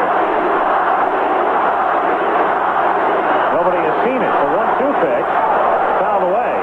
That's 4 in a row he's fouled away. I wish somebody would take note of that bottle, Al. That's a dangerous instrumentality right there. No, you've got several million people around the country right now who know there's a bottle out on the warning track, but nobody's been able to get the attention of the umpires. I believe that's a plastic soda bottle.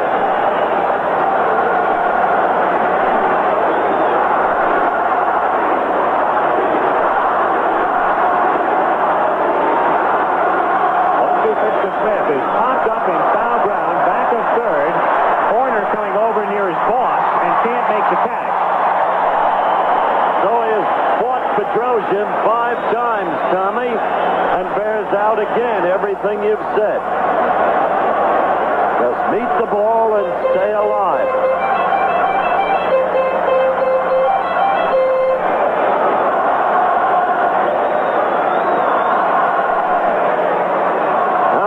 Goes the man out there to pick up that plastic soda bottle. Finally, it's removed from the arena. There he is with it. Must have a TV set back there.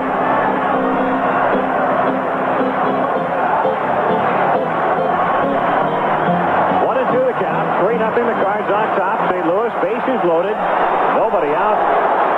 Bottom of the 6th.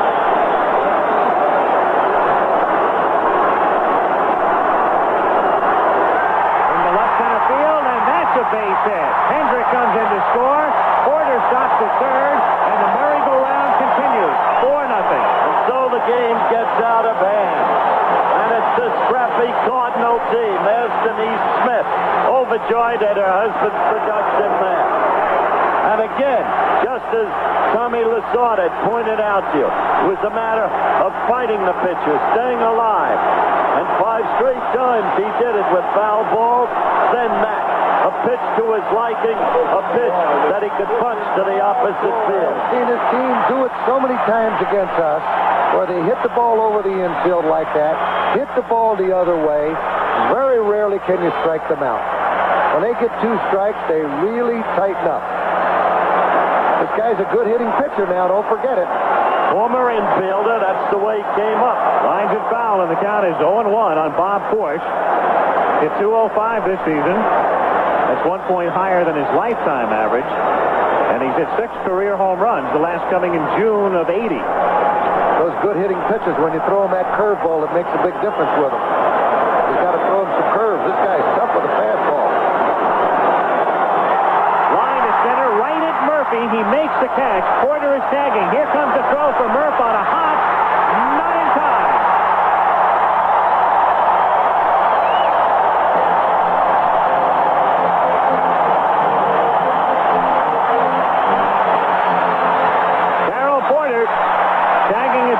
Doesn't have blazing speed. Murphy made a decent throw. Line drive, 1 hop. I don't understand why Benedict was well out in front. Yes. Benedict was up should have been blocking the plate. Had Benedict taken a little further back, he would have had a play on it. That's right. That's Molly Force, by the way. And she can feel pretty proud. Here's the point right here. Look at Benedict. He's up close. If he had gotten back on to take the throw back, he'd have had a play. Blocked the plate. Trying to take the plate away from Porter. Of course. Scioscia would have been right on that plate, blocking him off. Mike Scioscia blocked the plate as good as any catcher I've ever seen. 5-0 Cardinals. Tommy Herr is the batter. And that one skipping away from the catcher Benedict, and the runners advance 90 feet. McGee going to third. And moving in at second is Ozzie Smith. Scored as a wild pitch. I tell you that, look at Torrey. At the moment, this conflict, but no quitting that man, as we've mentioned. This Cardinal team, Tommy, reminds you of when they used to have all those rabbits running around. Johnny Hop and Jimmy Brown and the rest of those guys. Remember them? Yeah, but they used to hit the ball a little bit harder than these guys have been hitting it. Probably. So Bedrosian, who did not throw a wild pitch in the regular season, throwing one here, and almost had one prior to that. 5-0 the Cardinals on top. Runners at second and third with 1 out. And the 1-0 pitch, missing ball 2. Herr, the 8th man to bat in the inning. Typical Cardinal attack in this inning. 5 singles, a walk, and a sacrifice fly. Watch this guy. He'll start making contact. Watch him. You throw the ball over the plate, he'll hit the ball somewhere. 2-1. Facing a high fastball. Tommy's wife, Kim.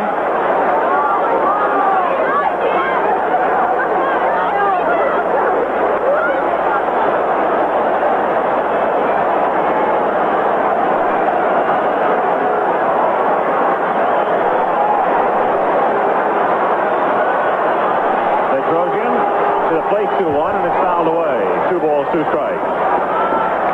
Bedrosian consistently up in the 90s. That one 95 miles per hour. He's throwing them 95 miles an hour, but they're hitting them back about 47 miles an hour. The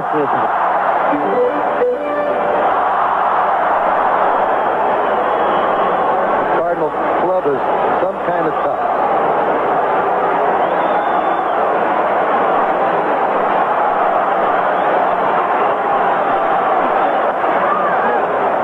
Still 2-2. 2 strikes again. And let's see if he fights him again. McGee at third. Runner at second. 2 pitches until he got 2 strikes.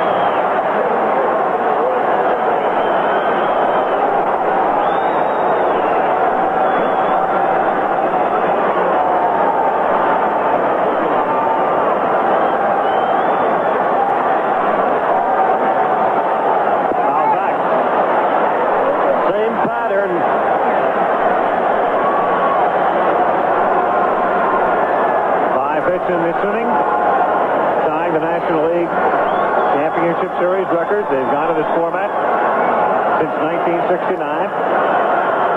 Still only 1 out of the inning. That's the guy, for the moment at least. And that's the other guy, for the moment at least. Could change tomorrow night. 2-2 pitch to Tommy Herr is high for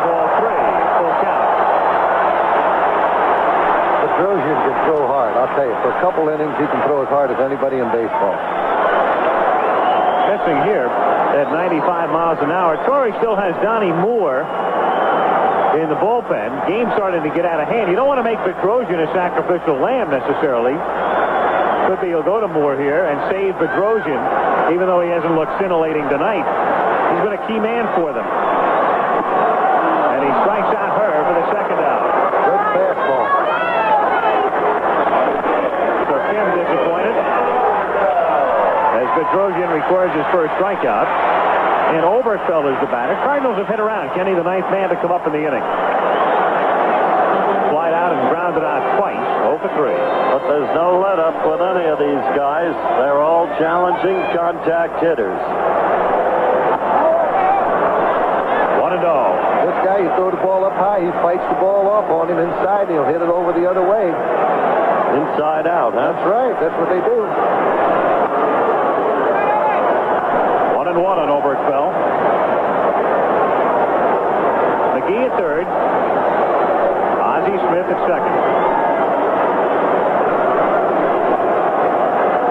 2 out.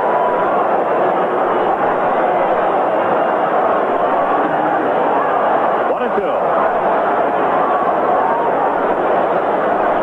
Crowd tonight of 53,008. Busch Stadium in St. Louis. First time the Cardinals have made it to the playoffs. Even though last season they had the best record overall in the Eastern Division, with a split season, they, like the Reds, were shut out.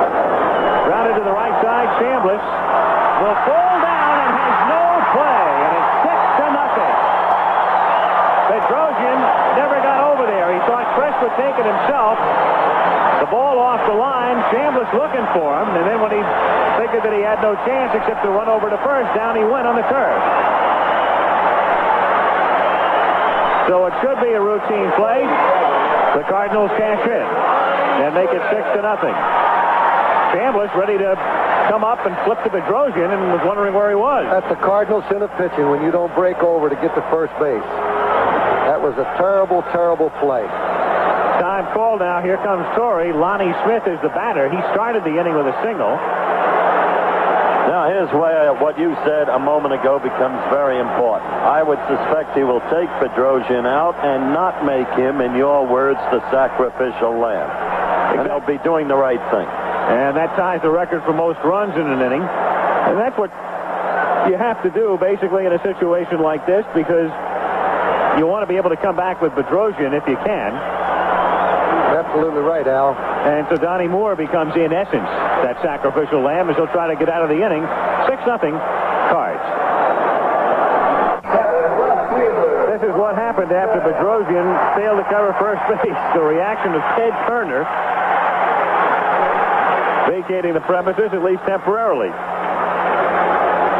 with his team trailing 6-0, and Lonnie Smith, the batter, getting hit by the pitch. Grazed on the arm, I would guess, as he trots down to first base. He's gotten on twice in this inning. He's the guy that started it all. He started it with a base hit. Here it is again. Number 37, first baseman. Better to get hit by more than Bedrosian.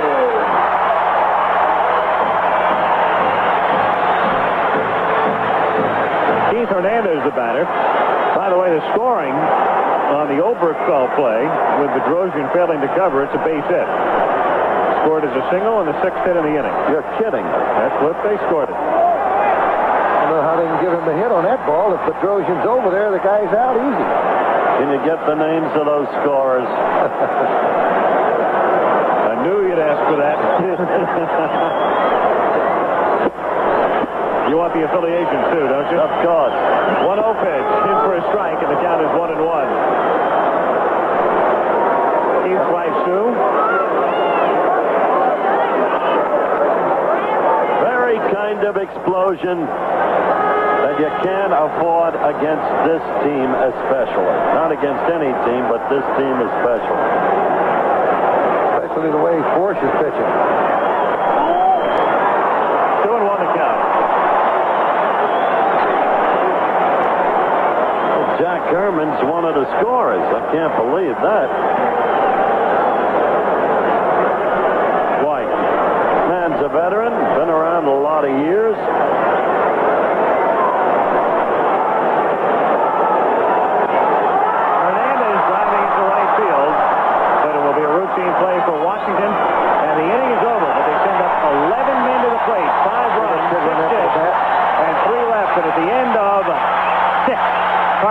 and Atlanta nothing.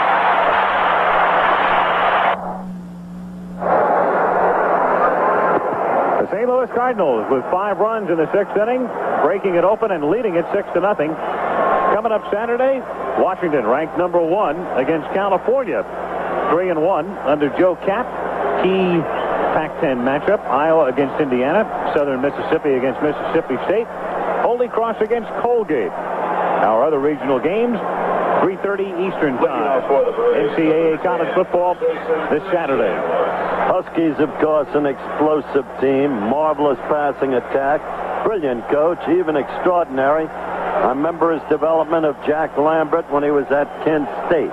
Brought them into open competition with the great Miami team of Ohio. The cradle of coaches, then moved out west, and the Huskies proved themselves beyond peradventure. Don James, the man to whom you refer? Yes. Chris Chambliss to lead off in the 7th inning, hitting a high drive to center field. It's 4-14 to the wall, and so McGee at about the 4:02 mark makes the catch. That's a home run in Atlanta. Well, we talk about it, the difference between these two teams, the differences between these two ballparks. Not only 4:14 to straightaway center here, but 386 to the gaps. And I guess outside of the Astrodome or Candlestick Park on a particular night, this will be the toughest place to home run. That's true. But the Astrodome remains the toughest. It's the toughest, without question. What this situation does, it makes it imperative that Joe go to Negro tomorrow night. Don't you agree? Yes, sir. I believe he's going to go to that man. 1-0 pitch in the dirt. 2-0 the count on Bob Horner. Horner, dead full hitter. Evidence right there. Tommy Herr up the middle. On the left field side of second. Outfield deep and around toward left.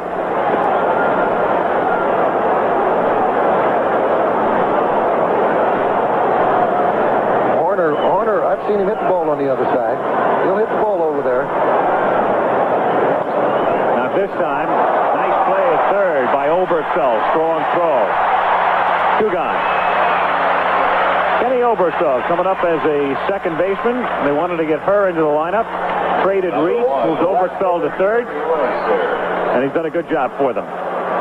This is just one game. It's a best-of-5 series. And the way Atlanta's played all years, you look at the very great Lou Brock. You can't count Atlanta out of this series. But what this game manifests has been the cleverness of Whitey Herzog in tearing apart the ball club, as we talked about at the start of the telecast, putting it back together, tailor-made for this ballpark. And there is the gravel-voiced manager. He's done a tremendous job, and he's an outstanding manager. That line coming up, focusing tonight on Amerasians. Thousands of homeless children, Vietnamese by birth, American by birthright, who want to join their families in America. Ted Koppel with Nightline tonight following your late local news. Royster. Smith is there. And the Wizard of Oz puts it away to retire the side. Force rolling along at the end of 6 1/2. In game 1, 6-0, St. Louis. Ted Turner, owner, Atlanta Braves. You saw him leaving earlier. Hope no misconception conveyed. The man is back. One of America's most enterprising sportsmen. He's proved that. One of America's most enterprising broadcasters. He's proved that. And a resilient man who won live or die by one day's contest. Who's seen his manager and his team come back all year long. His team trailing 6-0. George Hendrick leading off. In the bottom of the 7th inning, 1-1 the count. Bruce Sutter in the dugout. No apparent need for him at the moment. Bob Forsch, a 3-hit shutout through 7. In the air to right field and deep, but Washington goes into the corner, has room, puts it away. Ball hangs heavy in this ballpark. Usually along the foul lines, it goes for a good ride. It's in the gaps that it hangs heavy. But tonight it appears to be hanging heavy now. Third inning, Cardinals got a run on McGee's triple and Smith's sacrifice fly. And then there was the big damage. In the sixth inning, Lonnie Smith began things with a base hit before it was over and done with. 11 men had come to the plate. They had picked up 5 runs, 6 hits, and broke it open. 6-0. Here's Porter. Takes a strike on the outside part. 0-1.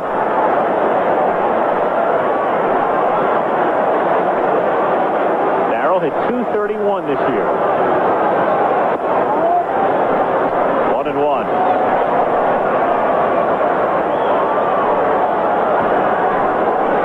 If any of the Cardinals incurred the fans' wrath this season at any point, it was him.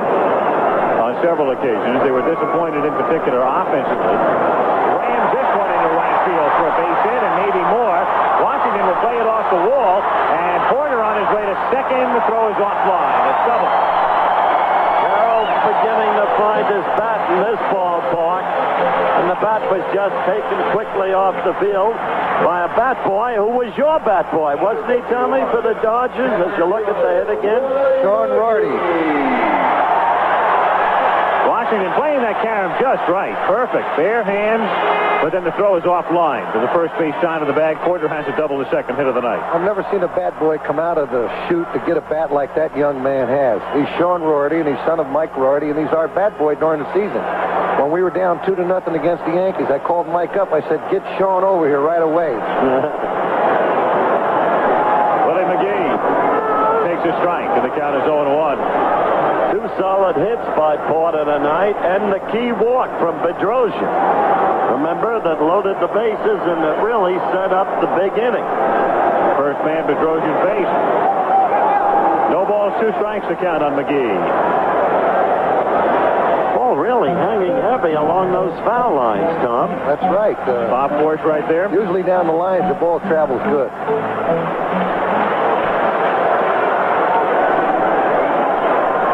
0-2 the count.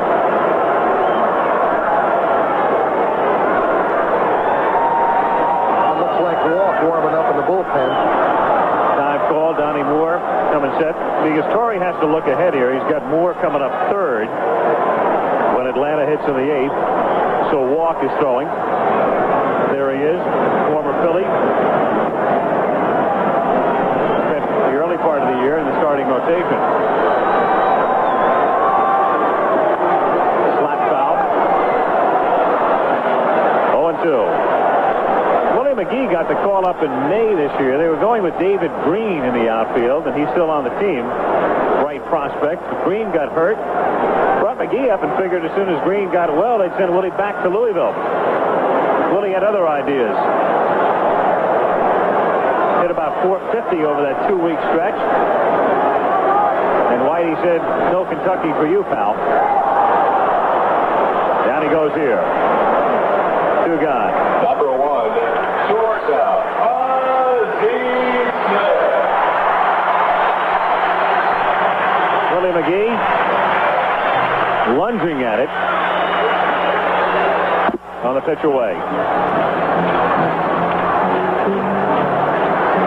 Ozzie Smith, 2 RBIs tonight.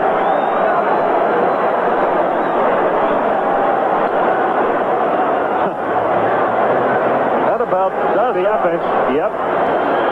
Peck, peck, chump, chump, chew 'em up, Redbirds. They lead by 6. 1-0 the count. 6 runs, 11 hits, and 1 error for the Cardinals. No runs, 3 hits, and no errors for the Braves. 2 out, Porter at second.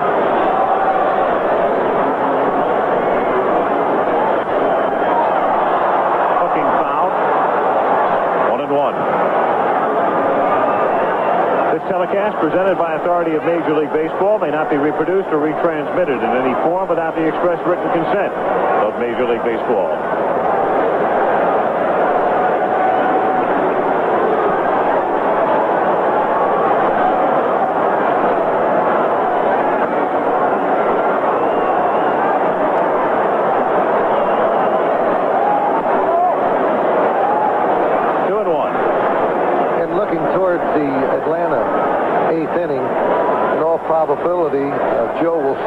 Washington to hit for the pitcher. Moore due up third in the inning. Grounded down to Chambliss. Moore gets to the bag. And nothing doing for St. Louis in the 7th inning. No runs, 1 hit, 1 man left on. On to the 8th we go. Card 6. Braves nothing. We'll be back here tomorrow night. Phil Niekro against rookie John Stuper. The matchup, game 2, 8 o'clock Eastern time. So, tomorrow in Milwaukee, as cool a cookie as you'll ever face. Don Sutton Lasorda, the biblical figure from Norristown, Pennsylvania, can tell you all about Sutton. He's a tough pitcher. He's been a big winner over the years, and when you get him in those playoff games, he becomes even tougher. He's an outstanding pitcher. And, of course, we've talked about Phil Niekro, one of the remarkable men in American sport. A simply superb competitor, coming back after 1 day's rest, but with the arm to do it and the confidence and poise to do it. What about Mr. Forsch? He has pitched a super game. 3 hits he's allowed so far. Starts Hubbard with a strike, and the count is 0-1. Hubbard, Benedict, and then a pinch hitter coming up in the 8th inning. Forsch been around the plate all night, per usual. Fouled away, hasn't walked a man. Struck out 4. The 3 hits he has yielded have all been singles. 2 of them by Claudell Washington, and the other by Bruce Benedict.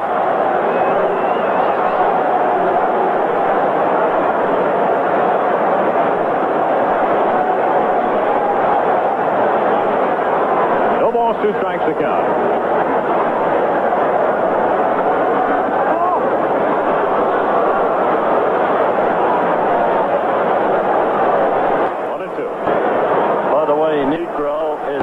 On the Atlanta bench. He's inside, getting some heat on his shoulder. To right field. Hendrick. 1 gone. 6 straight set down by Forsch. Number 20, catcher Bruce Benedict. You'll remember, Tommy, that Joe said the only problem with Phil was with his thumb. Bruce Benedict, safe on an error and a base hit. Larry Wissington, as predicted by Lasorda, has come out on deck to pinch it for Donnie Moore next. High for a ball, 1-0. There he is, St. Louis native, coming home. Heat on Phil's shoulder just to loosen him up, right, Tom? A little bit of heat on that old arm with a young body. 1-1.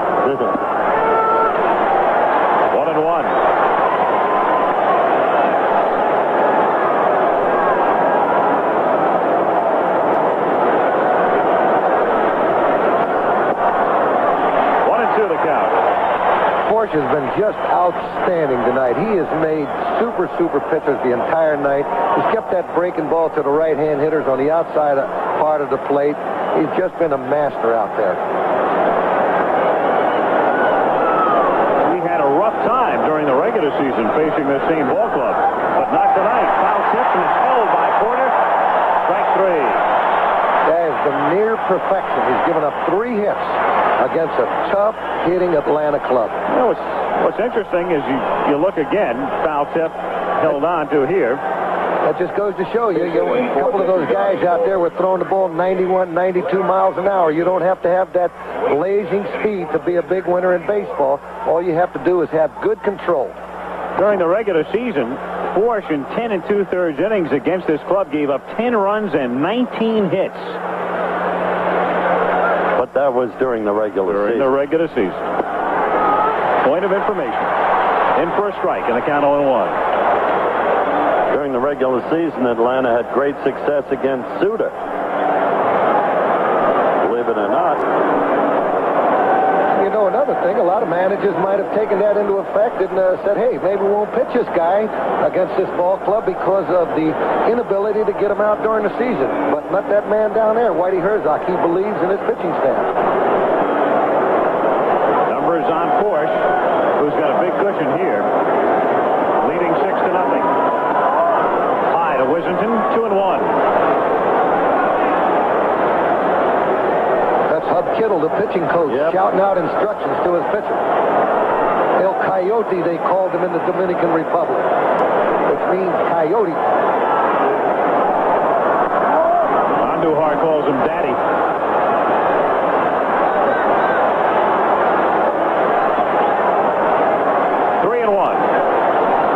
Nobody on. 6-0 Cardinals.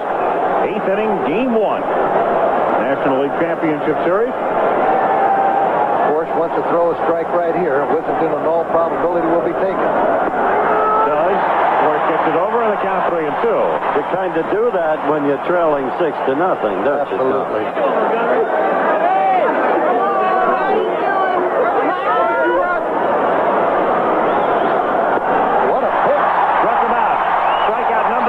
For Force, and at the end of 7.5, it remains 6-0 St. Louis. Back after this message and a word from our local station. Hey, I have your attention. In St. Louis, the hand is for Bob Force as you look at Bob Walk, the new Atlanta pitcher, and the crowd, most of them giving a standing ode to a man working on a 3-hit shutout and who has driven in a run tonight with a sacrifice fly. A well-deserved round of applause for a great performance by an outstanding young man. Looks at a strike, and the count is 0-1. Bob Walk, the 4th Braves pitcher. Perez, Bedrosian, and more proceeding it. Force, what a night. 2 hits and a sacrifice fly and a 3-hit shutout through 8. Way just laid that bat out there, Tom. Told you before the game, he's a good hitter. He's a good fastball hitter. So the man who was signed as an infielder originally spent 3 years playing the infield before they converted him. Singles into center. 12 hits for the Cardinals tonight. It's your basic Cardinal attack. 10 singles, 1 double, 1 triple. And Walk out of position as the ball went past. Tommy Herb, 1 for 4. Walk was acquired from the Phillies in the Matthews deal, which looks one-sided right now. Well, the Braves think Walk can pitch. He's been erratic. He's been hurt, too, this year. He had a good first part of the season. When the Braves won 13 in a row, Walk pitched very, very well for them. But the second half, he has not pitched very well. He's hit into right field. 13 hits. They will stop Force at second. Amazing, isn't it? 13 hits. How many of them are singles? 11. 1 double, 1 triple, as Al pointed out a moment ago. Number 10, third baseman. So 2 down, or 2 on with nobody down, and Herr with the injured finger hurt it down the stretch, and they apply the bandage there so that if he slides and goes down with his hand, tapes 2 fingers together, won't do any more harm to the injured digit.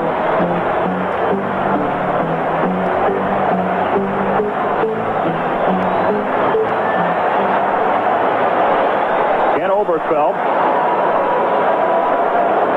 1 for 4.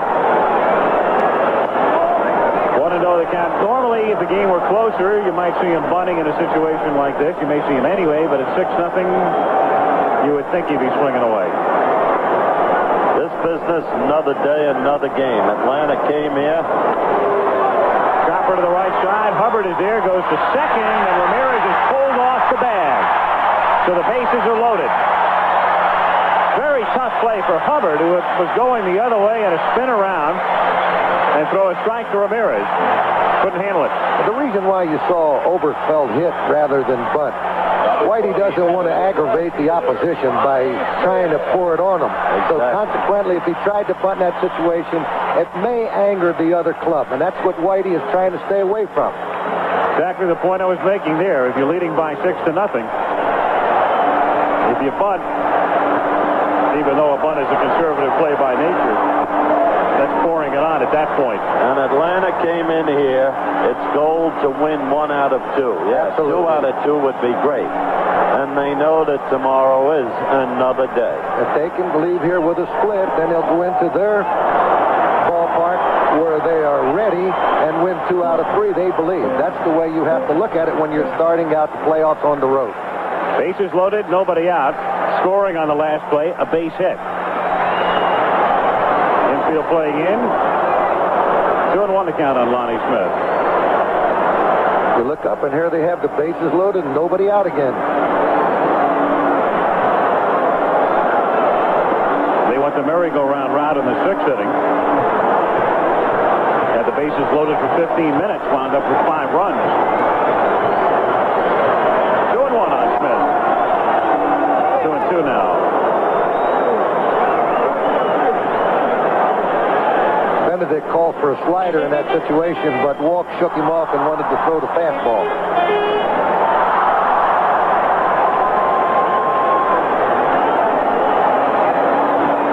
Now he's shaking again. Now he wants a breaking ball. In the air to center field. Force is tagging. Let's see if they send him. Murphy makes the catch, and they're going to bring him home. Murphy's throw is up the line. Now they throw down to third. Not in time there. 7-0. Now they throw down a second because time hadn't been called, and not in time there either. And here comes Corey. Corey agreed with the first 2 calls, but not with the third.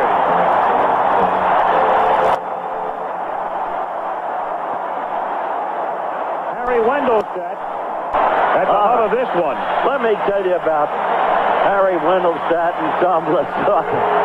In a key game, the final game, a line drive. Russell picks it off. Instant replay showed it was nearly a foot above the ground. Simple catch. And Wendelstedt was umpiring at third. He calls it no catch. Russell had to change his lob throw to second, try to throw to first. Now the play at third. Safe at third there. Then time had not been called. Now you got to watch this because this is Wendelstedt. Funny bit. Poor Harry gets into every kind of trouble in the final week. This is the one that killed Torrey. Look at that. Apparently out. He was late getting to the bag. Well, blocked out a bit by Wendelstedt, but Torrey now goes to the mound. So Lasorda could write a book about Wendelstedt based on his experience. Look at this one more time. Blocked out of the bag. Apparently tagged out. Yep. Picture would seem there to be convincing. You can get misleading angles, but that seemed to be convincing.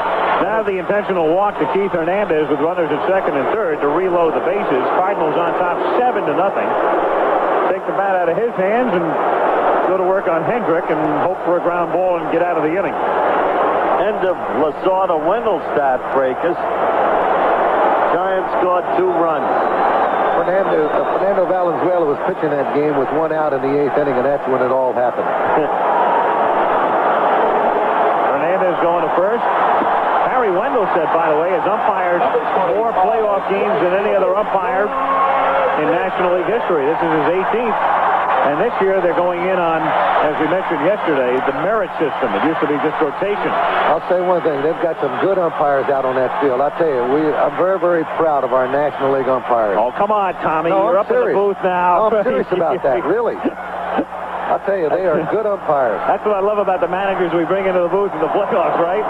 I'm telling you the truth. That is the gospel truth. I'm telling you, we have some good umpires, and that's why these guys were picked, because they are good umpires. Well, what about Harry's call on Russell? He missed it. Thank you, Coach. Just like he missed that one at second base. 2-0 the count.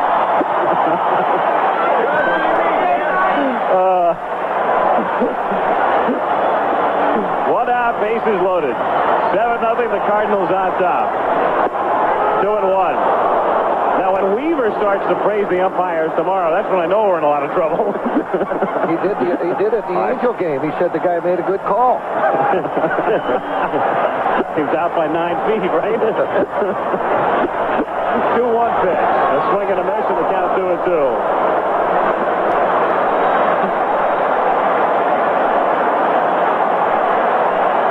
Really like to salute Weaver and Palmer. They're doing a good job over there with Keith. I'll tell you, I never saw anything. Chopper, that'll be a foul ball. Foul ball. Count still 2-2. Never saw anything more thrilling, more touching than Sunday past when the people of Baltimore stayed in the Baltimore Memorial Stadium to pay homage to Earl. And it was totally understandable that he would break down and cry as he did. And what a beautiful thing to see Harvey Keene, with all that he's been through in his personal life, go over and hug Earl and congratulate him. Baseball's going to miss Earl Weaver. No credit question. to baseball. 15 years. Great manager. Maybe the umpires won't miss him. Hendricks strikes out swinging. So Walk takes care of George. Second out of the inning. Darrell Porter coming up. Let me say this, Tommy. It's been a remarkable year for baseball, an all-time season attendance record, and one of the nice moments at Dodger Stadium when the 3 millionth fan went in and you collected your team and you stood there and when the announcement was made on the pitcher's mound and saluted the fans. Well, it was to see your team play. It was our way of showing the fans how much we appreciate the support they've given us because of the fact that without the fans, why, baseball is inoperable. And even before the season started, that night in March in Phoenix, Arizona, when Billy Martin showed what he's really like, and we raised over $100,000 for the Kenny Boyer family. One of the most beautiful evenings ever. And Bob Uecker and Joe Garagiola joining in. Just a remarkable tribute to a man who'll be paid tribute to tomorrow. Porter drilling into the gap in right center field, and Murphy is able to make the running catch. So the Braves escape further damage, but plenty's been done already. Cards get a run in the 8th, and we'll go to the 9th with St. Louis leading 7-0. Defensive change for the Cardinals as David Green comes in to play left field, taking over for Lonnie Smith. Somehow, some way, they'd love to be able to find room for him in the Cardinal outfield in the future. You got to look at the body on that Green. He is really put together. Looked like when he put that shirt on, he left the coat hanger in it. Look at the shoulders. Green on defensively in the 9th inning. Cardinals have things well in hand, on top by a score of 7-0. For the Braves, number 15, right fielder. Opening game shutout. Jim Palmer did it in 1973 for Baltimore. Sutton did it against Pittsburgh in 74. Molly Force. He's enjoyed every moment of it. Washington, slow bouncer, next charge, throws him out. One away in the 9th inning. Alan Roth, as always, doing an impeccable job up in the booth. Steve Hurt with the graphical information. Ozzie Smith makes it look very easy. Ozzie Smith can play with the best of them. I'll tell you, you'd have to call this performance by Force a masterpiece. Rafael Ramirez is one out of the 9th inning, takes a strike, 0-1.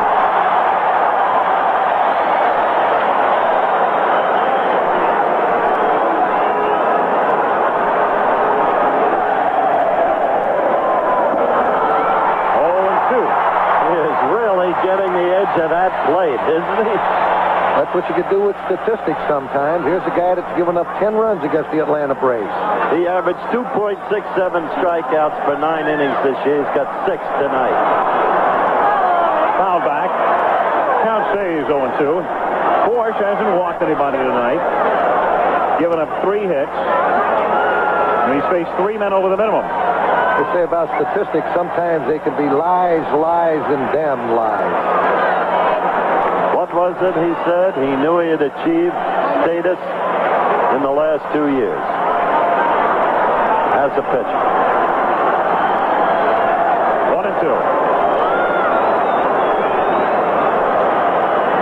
go into the Atlanta clubhouse after this game, don't think for one moment, and this is not a build-up for tomorrow, as you look at Herzog, don't think for one moment you'll see despair.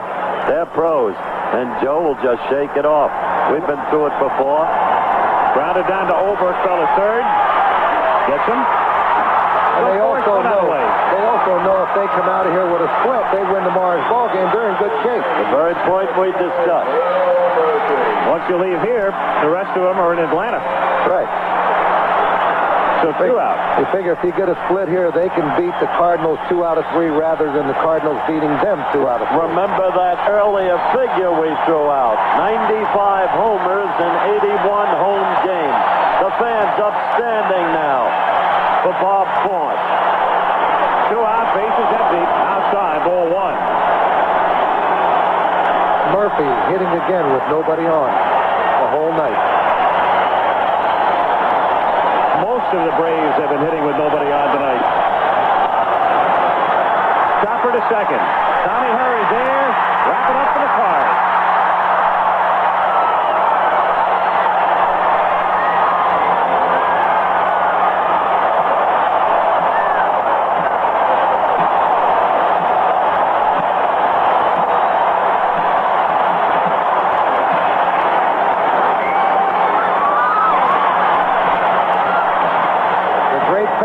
Showing their appreciation for a great performance by Fort and his teammates.